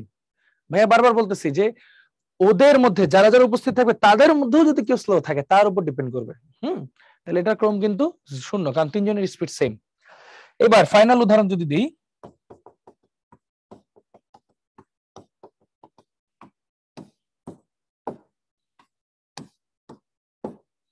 মনে করো 5 জন হাঁটতে গেল, 3 জন 20 বছর বয়সী, 2 জন 80 বছর বয়সী। তো আণবিকত্ব কত? আণবিকত্ব কিন্তু 5। ধরো এটা এক ধাপের রিঅ্যাকশন, হ্যাঁ, তাহলে আণবিকত্ব কত আসছে ভাইয়া? 5। 5 জন বিক্রিয়া পার্টিসিপেট করছে। ক্রম কি? ক্রম হচ্ছে কয়জনের উপর ডিপেন্ড করবে বলেন? এটার উত্তর পারা উচিত। এই তিনটার বয়স তো মানে তিনটার বয়স সেম মানে স্পিড সেম, এই দুইজনের বয়স সেম মানে স্পিড সেম, বাট স্লো কে? এই দুইজন, এই তিনজন ফার্স্ট। কি বলছিলাম? একটা রাসায়নিক বিক্রিয়ায় যাদের উপর ডিপেন্ড করা লাগবে, কাদের উপর ডিপেন্ড করি আমরা? যারা স্লো তাদের উপর। তাহলে এখানে ক্রম হচ্ছে 2 জনের উপর ডিপেন্ডেন্ট, তাহলে 2 হবে হচ্ছে ক্রম। ব্যাপারটা হচ্ছে যখন আমরা হাইওয়েতে গাড়ি চালাই, আমরা তো কতটা স্মুথ রাস্তা সেটা চিন্তা করে গাড়ি চালাই না, কোথায় স্পিড ব্রেকার আছে, কোথায় গর্ত আছে, কোথায় থামতে হবে, এটা চিন্তা করে গাড়ি চালাই বা আমাদের স্পিডটা কন্ট্রোল করি। স্মুথ রাস্তার উপর তো আমরা স্পিড কন্ট্রোল করি না, সাই করে চলে যাই। কিন্তু যখন স্পিড ব্রেকার থাকে বা গর্ত থাকে তখনই তো আমরা স্পিডটা কন্ট্রোল করি। তার মানে যেই জিনিসগুলো আমাদেরকে স্লো করে দেয় আমাদের লাইফটা সেটার উপরে ডিপেন্ডেন্ট আসলে, যে আমাদের লাইফটা কেন স্লো হইলো। সো ব্যাপারটা এরকম যে একটা রাসায়নিক বিক্রিয়ায় যার গতি কম আর কি, তার উপর পুরো বিক্রিয়াটা ডিপেন্ড করে। যেমন SN1 SN2 বিক্রিয়া তোমরা জৈব যৌগের ক্লাসগুলোতে দেখবা আর কি, যে SN1 SN2 বলে না নিউক্লিওফিলিক সাবস্টিটিউশন, হ্যাঁ, বা কেন্দ্রাকোষী প্রতিস্থাপন বিক্রিয়া এক মানে একটা অণুর উপর ডিপেন্ড করে, কারণ ওটাকে ভাঙতে অনেক সময় লাগে, ওটা স্লো প্রসেস। যেটা স্লো প্রসেস সেটার উপর পুরো বিক্রিয়া ডিপেন্ড করে, একজনের উপর ডিপেন্ড করতেছে, এই জন্য এটার ক্রম হচ্ছে 1। SN2 তে দুইটার উপরে ডিপেন্ড করতেছে, এই জন্য ওইটার ক্রম হচ্ছে 2। ঠিক আছে? এরকম শূন্য ক্রম, প্রথম ক্রম, দ্বিতীয় ক্রম, ক্রম অনেক ধরনের হতে পারে। আমরা শূন্য আর প্রথম ক্রম নিয়ে আলোচনা করবো, যেহেতু ভার্সিটিতে এগুলোর থেকেই বেশিরভাগ আসে, বেশিরভাগ আসলে প্রথম ক্রম থেকেই আসে। আচ্ছা, তো চলো শুরু করি। শূন্য ক্রম এবং আণবিকত্ব, তাহলে এই ব্যাপারগুলো কোত্থেকে আসতেছে, এই ব্যাপারগুলো কিভাবে আসে? আচ্ছা, তো বিক্রিয়ার হার পড়ছিলাম আমাদের, মনে আছে? বিক্রিয়ার হার R is equal to minus DC by dt, মনে আছে আশা করি। সিটা হচ্ছে বিক্রিয়কের ঘনমাত্রা পরিবর্তন, মানে বিক্রিয়কের ঘনমাত্রা, ডিসি মানে হচ্ছে বিক্রিয়কের ঘনমাত্রা পরিবর্তন, বাই ডেল্টা টি মানে হচ্ছে ওই সময়ের পরিবর্তন। মাইনাস কেন দিছি? কারণ বিক্রিয়ক সময়ের সাথে সাথে কমে। এখন বিক্রিয়ক কতটুকু কমবে সেটা কি তার ঘনমাত্রার উপর ডিপেন্ড করবে? স্বাভাবিক না? ধরো আমার কাছে আছে 10 টাকা, তাহলে তো আমি 10 টাকা খরচ করতে পারবো। যদি আমার কাছে 100 টাকা থাকে তাহলে আমি 100 টাকা পর্যন্ত খরচ করতে পারবো। মানে আমার আগে কি ছিল সেটার উপর ডিপেন্ড করেই তো আমি খরচ করতে পারবো বা পারবো না, সেটা নির্ভর করে। তো এই জিনিসটাকে আমরা এইভাবে লিখতে পারি যে বিক্রিয়ার হার, হ্যাঁ, বিক্রিয়ার হার নির্ভর করে ঘনমাত্রার উপর, মানে বিক্রিয়কের ঘনমাত্রার একটা পাওয়ারের উপর। যদি বিক্রিয়কের ঘনমাত্রার একটার উপর ডিপেন্ড করে তাহলে ওটাকে বলবো প্রথম ক্রম বিক্রিয়া। যদি বিক্রিয়কের ঘনমাত্রা দুইটার উপর ডিপেন্ড করে, ধরো এই আগের পৃষ্ঠা থেকে একটা এক্সট্রা পেজ নিয়ে তোমাদেরকে বুঝাই, তাহলে আরো ক্লিয়ার হবে। দেখো, ধরো আমার কাছে আছে হচ্ছে বিক্রিয়ার হার, বিক্রিয়ার হারটা কার উপর ডিপেন্ড করবে? ধরো সি থেকে হইছে এক্স, তাহলে বিক্রিয়া, এই বিক্রিয়াটার হার আসলে কি বিক্রিয়কের উপরেই তো ডিপেন্ড করবে, কারণ বিক্রিয়ক না থাকলে উৎপাদ হবে কোত্থেকে? তাহলে বিক্রিয়কের উপর ডিপেন্ড করে, পাওয়ার দিয়ে দিই এন। এন মানে কি? ওই যে ডিপেন্ডেন্সি, যে কয়টা স্লো বিক্রিয়ক আছে তাদের উপর ডিপেন্ড করবে। এমন না যে সবার উপর ডিপেন্ড করবে, হ্যাঁ, নট নেসেসারি সবার উপর ডিপেন্ড করবে। ধরো তোমার কাছে একটা বিক্রিয়া দেওয়া আছে N2 + 3H2 2NH3। এখন বললাম বিক্রিয়া হার কার উপর ডিপেন্ড করবে? যদি আমি বলি নাইট্রোজেনের ঘনমাত্রা টু দি পাওয়ার 1, হ্যাঁ, 1 মানে নাইট্রোজেনের একটার উপর ডিপেন্ড করবে। কিন্তু না, আমি যদি এখানে যদি শুধু এরকম লিখি, সে ফর এক্সাম্পল, হ্যাঁ, সে ফর এক্সাম্পল আমি যদি এরকম লিখি যে হাইড্রোজেনের ঘনমাত্রা স্কয়ার, এরকম যদি লিখি, তার অর্থ কি জানো? তার অর্থ হচ্ছে এটা নাইট্রোজেনের কোনো ঘনমাত্রার উপর ডিপেন্ড করে না, এটা হাইড্রোজেনের শুধু 2 মোলের উপর ডিপেন্ড করে, এজন্য স্কয়ার হয়েছে, মানে দুইটার উপর ডিপেন্ড করে, হাইড্রোজেন ইনটু হাইড্রোজেন, তিনটার উপর ডিপেন্ড করতেছে না। মানে একটা বিক্রিয়া কয়জনের উপর ডিপেন্ড করবে এটা এখন আমরা কেমনে বুঝবো? আন্দাজে বুঝবো না, এটা বোঝার উপায় হচ্ছে মানে হারের একক দেখে, বিক্রিয়া হারের একক দেখে, আর নইলে এক্সপেরিমেন্ট করে। এক্সপেরিমেন্ট করা ছাড়া উপায় নেই, এগুলো সব এক্সপেরিমেন্টাল ভ্যালু। এজন্য বোঝানোর জন্য বলতেছে, একটা রাসায়নিক বিক্রিয়া খালি সমীকরণ দেখলেই বোঝা যায় না কার উপর ডিপেন্ড করতেছে, এটা হচ্ছে বিভিন্ন ভ্যালু দিয়ে বোঝা যায়। এবং রাসায়নিক বিক্রিয়া কে কতটুকু করছে বা না করছে, কে কতটুকু পার্টিসিপেট করছে সেটার ভ্যালু দেখে বোঝা যায়, বা বিক্রিয়ার হারের একক দেখে বোঝা যায়। আসতেছি আমরা এই জিনিসটা। তো এটাকে আমরা তাহলে কি লিখতে পারি? এটা রাসায়নিক বিক্রিয়ার হার কিসের উপর ডিপেন্ড করে? তার বিক্রিয়কের ঘনমাত্রা n সংখ্যক পাওয়ারের উপর। যেখানে n যদি 0 হয় তাহলে ক্রম হচ্ছে 0, তারপর n যদি 1 হয় তাহলে ক্রম হচ্ছে 1, মানে ক্রম যত n এর পাওয়ার হলো তত। সিম্পল কথা। তাহলে এটাকে কি লেখা যায় দেখো তো, minus DC by DT equal to একটা সমানুপাতিক ধ্রুবক যদি উঠাই দিই কে সি এন, এখানে কে হলো বিক্রিয়া হার ধ্রুবক, তাহলে বিক্রিয়ার হার ধ্রুবক। কেন এটা হার ধ্রুবক বলতেছি বলতে পারবা?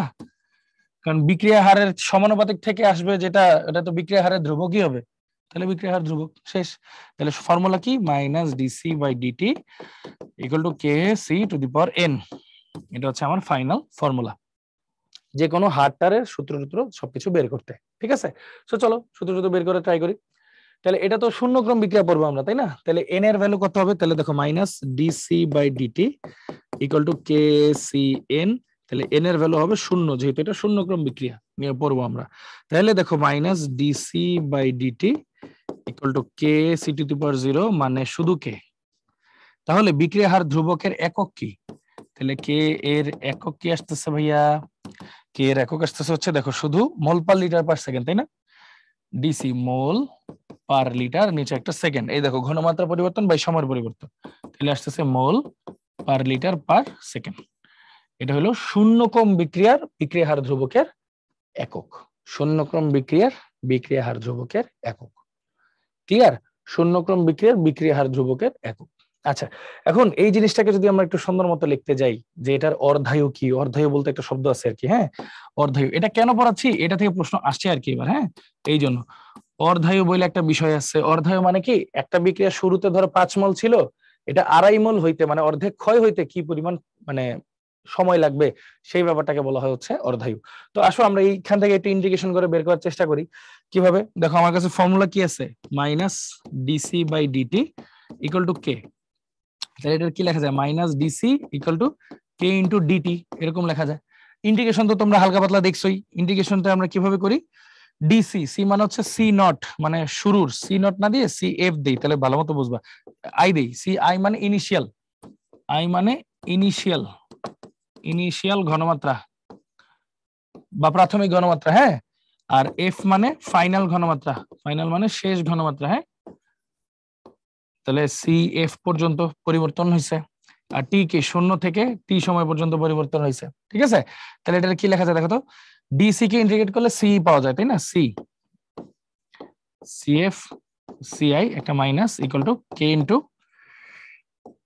ডিটি কে ইন্টিগ্রেট করলে টি পাওয়া যায় টি 0। তাহলে আলটিমেটলি এটাকে যদি আমরা একটু সামনে নিয়ে যাই, তাহলে এটা কি হবে? CF minus CI minus equal to K into T minus 0। একটু ধরো সি মাইনাস 0, তাহলে আলটিমেটলি কি হবে? C initial minus C final equal to K T, K T. আচ্ছা, তো এইটাই হচ্ছে আমার হার ধ্রুবকের সমীকরণ। তাহলে হার ধ্রুবকের সমীকরণ কি? C initial minus C final by T, C initial minus C final by T, শেষ হয়ে গেল। আচ্ছা, তাহলে এখন এটা হলো হার ধ্রুবকের সমীকরণ আর কি, হ্যাঁ হার ধ্রুবকের সমীকরণ। এখন যদি অর্ধায়ু বের করতে বলে, অর্ধায়ু মানে হচ্ছে কখন অর্ধায়ু হয়? অর্ধায়ুটা আমি যে পরের পৃষ্ঠায় একটু দেখাই। অর্ধায়ুটা দেখাইতে হলে একটা পেজ নিলাম। আমরা মাত্র একটা সমীকরণ পাইলাম কি, শূন্য ক্রমের জন্য, শূন্য ক্রমের জন্য, শূন্য ক্রমের জন্য হার ধ্রুবক ইকুয়াল টু কি আসতেছে? C initial minus C final by T. তাহলে অর্ধায়ু যদি আমরা বিবেচনা করি, হোয়াট ইজ অর্ধায়ু ভাইয়া? যখন আমার ফাইনাল ঘনমাত্রা হইল ইনিশিয়াল ঘনমাত্রার অর্ধেক হয়, মানে ফাইনাল ঘনমাত্রা কতটুকু অবশিষ্ট, এটা কিন্তু অবশিষ্ট ঘনমাত্রা যাই দেখতেছো, তাহলে ফাইনাল কতটুকু অবশিষ্ট থাকবে? অর্ধেক, ঠিক আছে। আর টিটা হয়ে যাবে টি হাফ, টি হাফ কে বলা হয় অর্ধায়ু, ঠিক আছে। তাহলে বসাই দিই, তাহলে K is equal to C I minus C I by 2, হ্যাঁ C I by 2 divide by T half. তাহলে শুধু টি হাফ ইকুয়াল টু কি আসে দেখো, এটা যদি কাটাকাটি করো সি আই বাই 2 কে, মানে শূন্যক্রম বিক্রিয়ার অর্ধায়ু আদি ঘনমাত্রার উপর নির্ভর করে, শূন্যক্রম বিক্রিয়া অর্ধায়ু আদি ঘনমাত্রার উপর নির্ভর করে। এই এগুলো জাস্ট একটু ওই যে চাইলে মুখস্থ রাখতে পারো আর কি। এই যে এটা একটা, এটা একটা, এই দুইটা সূত্র, এই দুইটা সূত্রই আসলে ডেরিভেট করতে লাগে, হ্যাঁ এই দুইটা সূত্রই আসলে ডেরাইভ করতে লাগে। ওকে, আচ্ছা এটা একটু মুছে সুন্দর করে লিখে দিই, সেটা হচ্ছে টি হাফ, ঠিক আছে। এই দুইটা সূত্র একটু ডেরাইভ করতে লাগে। আচ্ছা, এবার চলো আমরা প্রথম ক্রমের জন্য পড়ি, ঠিক আছে। প্রথম ক্রমের জন্য, প্রথম ক্রমের জন্য সূত্রটা কি হবে ভাইয়া? Minus DC by DT equal to K C to the power n, n এর মান হবে 1 ফ্রম প্রথম ক্রম, তাই না? প্রথম ক্রমের জন্য। তাহলে এটাকে যদি আমরা একটু সুন্দর মতো সাজাই, একই জিনিস পাশাপাশি নিয়ে আসতে হয়। আচ্ছা, একটা নোট আমি এই পাশে দিয়ে দিই তোমাদের জন্য, যে integrate of dx equal to হবে এক্স প্লাস সি, বা শুধু এক্স আর কি, হ্যাঁ এক্স প্লাস সি, এটা তোমাদের মনে থাকার উচিত। হ্যাঁ, ডিএক্স ইন্ডিকেট করলে এক্স পাওয়া যায় আর কি। হ্যাঁ, ওই সিটা আপাতত বাদ দিই, নইলে পেজ লাগবে। আচ্ছা, এরপর এটাই আসো, এটা যদি তোমাদেরকে একটু বুঝাই, এটার কেসে এটাকে আমরা সব বুঝে সি গুলাকে একপাশে নিয়ে আসি, চলো। তাহলে মাইনাস বিসি by c equal to k dot dt, এরকম লেখা যায়। হ্যাঁ, আচ্ছা, কে ডট ডিটি যদি এরকম লেখো, তার আগে আমরা জাস্ট জিনিসটাকে যে আরেকবার একটু আরেকটা ভাবে একটু চিন্তা করে একটু লিখে নিই আগে। তাহলে এটাকেই তো আমরা কি বলতেছি ভাইয়া, আর বলতেছি, তাই না? আর বলতেছি। তাহলে আর ইকুয়াল টু আমরা কি জানি, কে সি টু দি পাওয়ার 1। তাহলে কে ইকুয়াল টু কি আসতেছে, আর বাই সি, তাই তো? তাহলে আর এর একক কি, মোল পার লিটার পার সেকেন্ড, নিচে থাকতেছে আরেকটা মোল পার লিটার, তাই না? ঘনমাত্রা, এটা এটা কাটা, তাহলে থাকতেছে পার সেকেন্ড। মনে রাখবা, ওই শূন্য ক্রম বিক্রিয়ার ক্ষেত্রে, প্রথম ক্রম বিক্রিয়ার ক্ষেত্রে আমার বিক্রিয়ার হার ধ্রুবকের একক কি, পার সেকেন্ড। প্রশ্ন যদি পার সেকেন্ড একক দেখো, তাহলেই বুঝবে এটা প্রথম ক্রম বিক্রিয়ার ক্ষেত্রে হিসাবটা হইতেছে। হ্যাঁ, পার সেকেন্ড। আচ্ছা, তো চলো এখানে যদি হিসাব করে ইন্টিগ্রেট করি, সি ইনিশিয়াল থেকে সি ফাইনাল, অবশিষ্ট 0 থেকে টি। দেখো, এই যে ডিএক্স বাই এক্স, ফর্মুলা হচ্ছে ডিএক্স বাই এক্স কে আমরা আসলে বলি ln x. Dx by x কে আমরা কি বলি, লন এক্স। তাহলে চলো একটু লিখি, ডিএক্স বাই এক্স কে আমরা যদি বলি লন এক্স, আর এটা যে মাইনাস দেওয়া মানে হলো, আমরা চাইলে উল্টাই দিতে পারবো পরে। দেখো, সি ফাইনাল সি ইনিশিয়াল, মাইনাসটা গুণ করে দিলাম ভিতরে আর কি। হ্যাঁ, তাহলে dc by c equal to k dt 0 থেকে টি। তাহলে এটার কি লেখা যায়, ডিএক্স বাই এক্স মানে লন এক্স, আর ভিতরে লিখবো সি ইনিশিয়াল, এখানে লিখবো c final equal to k dot t এর ভিতরে ডিটি কে করলে টি 0 টি। তো এই পাশ থেকে এই পাশে যদি আসি, কি আসতেছে ভাইয়া, দেখো, ln A minus ln B, ln A minus ln B, ln A minus ln B is equal to K T minus 0। এটার কি লেখা যায়, ln A by B, A by B equal to K T, এবার লেখা যায়। তাহলে K এর সমীকরণ কি আসতেছে, দেখো, ln C initial minus C final divide by T. এটা হলো কে এর সমীকরণ, প্রথম ক্রম বিক্রিয়ার জন্য কে এর সমীকরণ। ঠিক আছে, ওই যে বিভিন্ন পরমাণুর ক্ষয়, এটা মনে রাখবা, পরমাণুর ক্ষয়গুলো আসলে প্রথম ক্রম বিক্রিয়া। হ্যাঁ, বিভিন্ন ফিজিক্সে পড়বা পরমাণুর ক্ষয় আর কি, পরমাণুর ক্ষয় হচ্ছে আসলে প্রথম ক্রম বিক্রিয়ার মধ্যে পড়ে। ঠিক আছে, পরমাণুর ক্ষয়গুলো আসলে প্রথম ক্রম বিক্রিয়ার মধ্যে পড়ে। তো যদি এটাকে যদি একটু সুন্দর করে আরেকটা পৃষ্ঠা নিয়ে আমরা অর্ধায়ু বের করতে যাই, কি বললাম আমরা, K is equal to ln C initial by C final divide by T. তাহলে অর্ধায়ুর ক্ষেত্রে, অর্ধায়ুর ক্ষেত্রে ভাইয়া কি হয়, অর্ধায়ুর ক্ষেত্রে টি কে আমরা লিখি টি হাফ, তারপর সি ফাইনালটা কতটুকু বাকি থাকে, সি ইনিশিয়ালের অর্ধেক। তাহলে এটাকে যদি বসাই, K is equal to ln C initial by 2 divide by T half.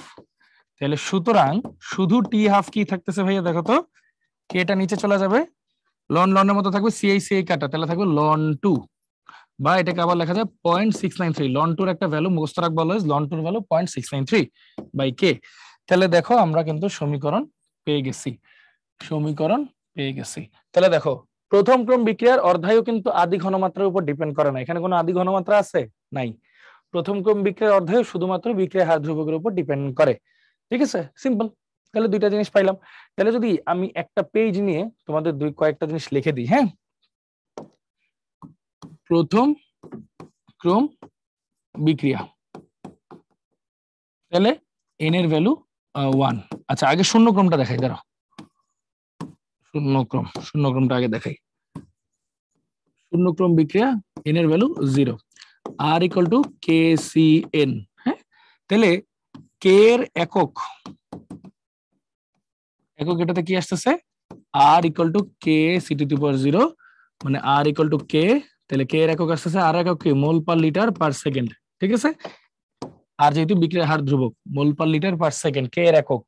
শুধু কে এর মান কত আসতেছে,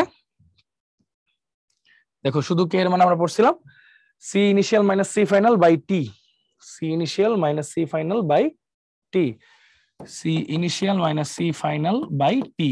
আর অর্ধায়ু কি আসতেছে, অর্ধায়ু আসতেছে হচ্ছে সি ইনিশিয়াল বাই 2k। এই কয়টা জিনিস আসতেছে। এবার আসি প্রথম ক্রম বিক্রিয়া, প্রথম ক্রম বিক্রিয়ার ক্ষেত্রে এন এর ভ্যালু হচ্ছে 1। তাহলে কে এর একক কি আসবে, কে এর একক আসবে R equal to K C 1 K equal to R by C mole per litre per second divide by ঘনমাত্রা একক কি মোল পার লিটার কাটা কাটা, তাহলে থাকতেছে পার সেকেন্ড। কে এর একক থাকতেছে কি পার সেকেন্ড। কে এর ভ্যালু আসতেছে লন, একটু দাঁড়াও, হ্যাঁ কে এর ভ্যালু আসতেছে ln C initial by C final divide by K T divide by T, আর অর্ধায়ু টি হাফ আসতেছে হচ্ছে 0.693 বাই কে। ঠিক আছে, এই দেখো 0.693 বাই কে আর ln C initial by C final by T, এরকম করে জিনিসটা আসতেছে। তো এই দুইটা বক্স হচ্ছে ভাইয়া দাগাই দেই। ঠিক আছে, এগুলো একটু মাথায় রাখতে হবে। এই দুইটা আপাতত পড়ি, ইভেন যদি দ্বিতীয় ক্রম বের করতে চাও সেটাও পারো, এন এর ভ্যালু 2 বসায় বাকিটা নিজেরাই করে ফেলতে পারবা। ঠিক আছে, তো আশা করি এই আমরা তাহলে কিভাবে বুঝবো কোনটা কত ক্রমের বিক্রিয়া। ক্রম জিনিসটা কি ডিপেন্ডেন্সি, যে কয়টা স্লো তাদের উপর পুরো বিক্রিয়া ডিপেন্ড করে, বা যে কজনের উপর বিক্রিয়াটা ডিপেন্ড করবে সেটাই হচ্ছে ক্রম। ক্রম ব্যাপারটা হচ্ছে কিভাবে বের করবো, হয় এক্সপেরিমেন্ট করে বের করতে পারবো, যেহেতু খাতা কলমে করতেছি এক্সপেরিমেন্ট করার সুযোগ নেই, সেহেতু একটাই জিনিস আছে দেখে বোঝার উপায়, যে কে এর এককটা কি, কে এর একক বিক্রিয়ার হার ধ্রুবকের একক যদি মোল পার লিটার পার সেকেন্ড হয় তাহলে হচ্ছে এটা কি হবে শূন্য ক্রম, যদি শুধু পার সেকেন্ড হয় তাহলে হচ্ছে প্রথম ক্রম। তো এই দুইটার মধ্যে আপাতত আসে, বিশেষ করে প্রথম ক্রমই আসে, মানে পরমাণুর ক্ষয় রিলেটেড যদি আসে কোশ্চেন তাহলেই বুঝবো এটা প্রথম ক্রম বিক্রিয়ার ব্যাপার। তো চলো কোশ্চেনটা দেখি, যেটা এই বছর জিএসটি তে আসছে, দেখো জিএসটি তে 22-23 সালে এই বছরই আসছে। কোশ্চেনটা কি বলছে দেখো, একটি বিক্রিয়া 10 ও 30 ঘন্টায় যথাক্রমে 50% এবং 87.5% সম্পন্ন হলে এটি কোন ক্রম বিক্রিয়া অনুসরণ করে। খেয়াল করো, 10 ঘন্টায় এটা 50% শেষ হয়ে যায়, অর্ধায়ু, তার মানে এটার অর্ধেক শেষ হইতে লাগে 10 ঘন্টা, তাইলে 25% শেষ হইতে কতটুকু লাগবে। দেখো একটু চিন্তা করো, একটু ঠান্ডা মাথায়, এটা কিন্তু ঐকিক নিয়ম না, আমি তোমাদেরকে একটু বুঝাই আরেকবার বলি। প্রথম 10 ঘন্টায় 50% শেষ হয়ে গেছে আর বাকি আছে 50%, মানে প্রতি 10 ঘন্টায় অর্ধেক শেষ হয়, প্রতি 10 ঘন্টায় অর্ধেক শেষ হয়। আচ্ছা এখন খেয়াল করো, প্রথম 10 ঘন্টায় 50% যদি শেষ হয়, পরের 10 ঘন্টায় কি হবে, পরের 10 ঘন্টায় বাকি আছে যতটুকু তার 50% শেষ হবে। দেখো এটা হইলো শেষ, এখন লিখি বাকি, তাহলে বাকি আছে 50%। পরের 10 ঘন্টায় শেষ হবে কি, বাকি যতটুকু আছে তার অর্ধেক মানে 25%, তাহলে এখন আর বাকি আছে কতটুকু 25% শেষ। পরের 10 ঘন্টায় কি হবে, অর্ধেক শেষ হবে, 25% অর্ধেক কত 12.5%, তাহলে আর বাকি আছে কত 12.5%। তাহলে খেয়াল করে দেখো, এখন বাকি আছে 12.5% আর শেষ হচ্ছে কতটুকু 50 আর 25 75, 75 আর 12 কত 87 আর 5, তাহলে 87.5%। খেয়াল করছো ব্যাপারটা, সিরিয়ালি কমতেছে, এটা একটু খেয়াল করো, সিরিয়ালি কমতেছে। তাহলে এই যে এরকম যদি সিরিয়ালি কমতে থাকে, হ্যাঁ ধাপ বাই স্টেপ, মানে একদম সমানুপাতিক হারে যদি জিনিসগুলো কমতে থাকে, তার মানে এটা প্রথম ক্রম বিক্রিয়া। সমানুপাতিক হারে যদি কমতে থাকে এটাকে বলবো প্রথম ক্রম বিক্রিয়া আমরা অলওয়েজ, হ্যাঁ সমানুপাতিক হারে যদি কমতে থাকে তাহলে বুঝবো কি এটা প্রথম ক্রম বিক্রিয়া। হ্যাঁ প্রথম ক্রম বিক্রিয়া জিনিসটা সমানুপাতিক হারে কমতে থাকে। ঠিক আছে, এটা তো তোমরা বুঝছোই কেমনে সমানুপাতিক হারে, এই যে খেয়াল করো R equal to K C to the power N, তাহলে আর সমানুপাতিক সি, ব্যাপারটা অনেকটা এরকম না। তো আলটিমেটলি সমানুপাতিক হারে কমতে থাকবে না ব্যাপারটা, এই দেখো সমানুপাতিক হারে কমতেছে। সো আলটিমেটলি এটা কোন ক্রম বিক্রিয়া ভাইয়া, প্রথম ক্রম বিক্রিয়া। এইটাই দেখানোর জন্য আর কি এত কিছু করা, এটা হচ্ছে প্রথম ক্রম বিক্রিয়া। আচ্ছা তারপর কি বলছে দেখো, a প্লাস 2b ডি হয়েছে বিক্রিয়ার ক্ষেত্রে বিক্রিয়ার হার সমীকরণ হলো rate K into A B. দেখছো এর উপর ডিপেন্ড করতেছে, বাট বি এর একটার উপর ডিপেন্ড করতেছে, দুইটা হইলে স্কোয়ার হইতো, একটার উপর ডিপেন্ড করতেছে। এটা বিক্রিয়া এক্সপেরিমেন্টাল ভ্যালু, এইভাবে দিয়েও দিতে পারে। বলছে যদি উভয় বিক্রিয়কের ঘনমাত্রা দ্বিগুণ করা হয়, উভয় বিক্রিয়কের ঘনমাত্রা দ্বিগুণ করা হয়, তাহলে rate equal to K into বিক্রিয়কের ঘনমাত্রা দ্বিগুণ 2a 2b করা হয়, তাহলে এমনি তো না লিখে এটাকে একটু এভাবে লিখি, ওয়েট, দ্বিগুণ করা হয়, তাহলে ধরো আর কি দেওয়া আছে কে এ বি, তাহলে আর ওয়ান কি হবে কে ইন্টু 2a, ঘনমাত্রা 2a করছে আর এটা 2b করছে, দ্বিগুণ করা হয়, তাহলে বিক্রিয়ার হার কতটুকু হইছে, তাহলে কে ইন্টু এ বি ইন্টু 4, তাহলে এইটুক তো আগের ঘনমাত্রা আর ইন্টু 4, তাহলে বিক্রিয়কের ঘনমাত্রা কতটুকু হয় 4 গুণ হয়েছে না, 4 গুণ হয়, তাহলে আগের চেয়ে কত গুণ হইলো 4 গুণ হইলো। ঠিক আছে, এই হলো আমাদের অবস্থা, ডিউতে আসছিল 14-15 সালে। ওকে, এই তো আজকের লেকচার আমাদের এইটুকুই। তো একটা জিনিস তোমাদেরকে বলে দিই, তা আমাদের এই লেকচারের মধ্যে আমরা গ্রিন কেমিস্ট্রি দেখলাম, একটা মিনিট, এই লেকচারে হচ্ছে আমরা গ্রিন কেমিস্ট্রি দেখলাম, বিভিন্ন সেফটি ব্যাপার স্যাপার নিয়ে আলোচনা করলাম। আমরা অ্যাটম ইকোনমি নিয়ে পড়লাম, পার্সেন্টেজ যেটাতে থাকে, ই ফ্যাক্টরে কিন্তু কোনো পার্সেন্টেজ থাকে না সেটা দেখলাম। পাশাপাশি আমরা কিন্তু হার, বিক্রির হার নিয়ে আলোচনা করলাম, তারপর একমুখী মুখী নিয়ে আলোচনা করলাম, সাম্যাবস্থা নিয়ে আলোচনা করলাম। পাশাপাশি কিন্তু আমরা যে বিক্রিয়ার ক্রম কিভাবে হয়, আণবিকত্ব কিভাবে হয়, এই যে R equal to K C N বা বিক্রিয়া হারের রাশিমালা কিভাবে বের করে, পার মলে কিভাবে বের করে, এগুলোর ম্যাথ গুলা করলাম। মোটামুটি অনেক কিছু কভার করার চেষ্টা করছি। তো মনে রাখে ভাইয়া, এই লেকচারটা কিন্তু এই চ্যাপ্টারের জন্য একদম বেস, একদম বেস মানে বেসিক একটা লেকচার। তো বেসিক লেকচার গুলো কিন্তু একটু মনোযোগ দিয়ে দেখতে হয়। তো আশা করি তোমরা ঠিকঠাক মতো সবকিছু বুঝতে পারছো। তো এতক্ষণ সাথে থাকার জন্য অবশ্যই থ্যাংক ইউ সো মাচ সবাইকে, কষ্ট করে ধৈর্য ধরে ক্লাসটা করার জন্য। তো সবাই অবশ্যই ভালো থাকবা, সুস্থ থাকবা ইনশাল্লাহ। আরো লেকচার গুলো আসতেছে, ওগুলাতে আরো মজার মজার টপিক থাকবে ইনশাল্লাহ। আশা করি এটা সবাই বুঝতে পারছো এবং সবাই উপকারে লাগছে। ভালো থেকো, সুস্থ থেকো, আল্লাহ হাফেজ, আসসালামু আলাইকুম সবাইকে।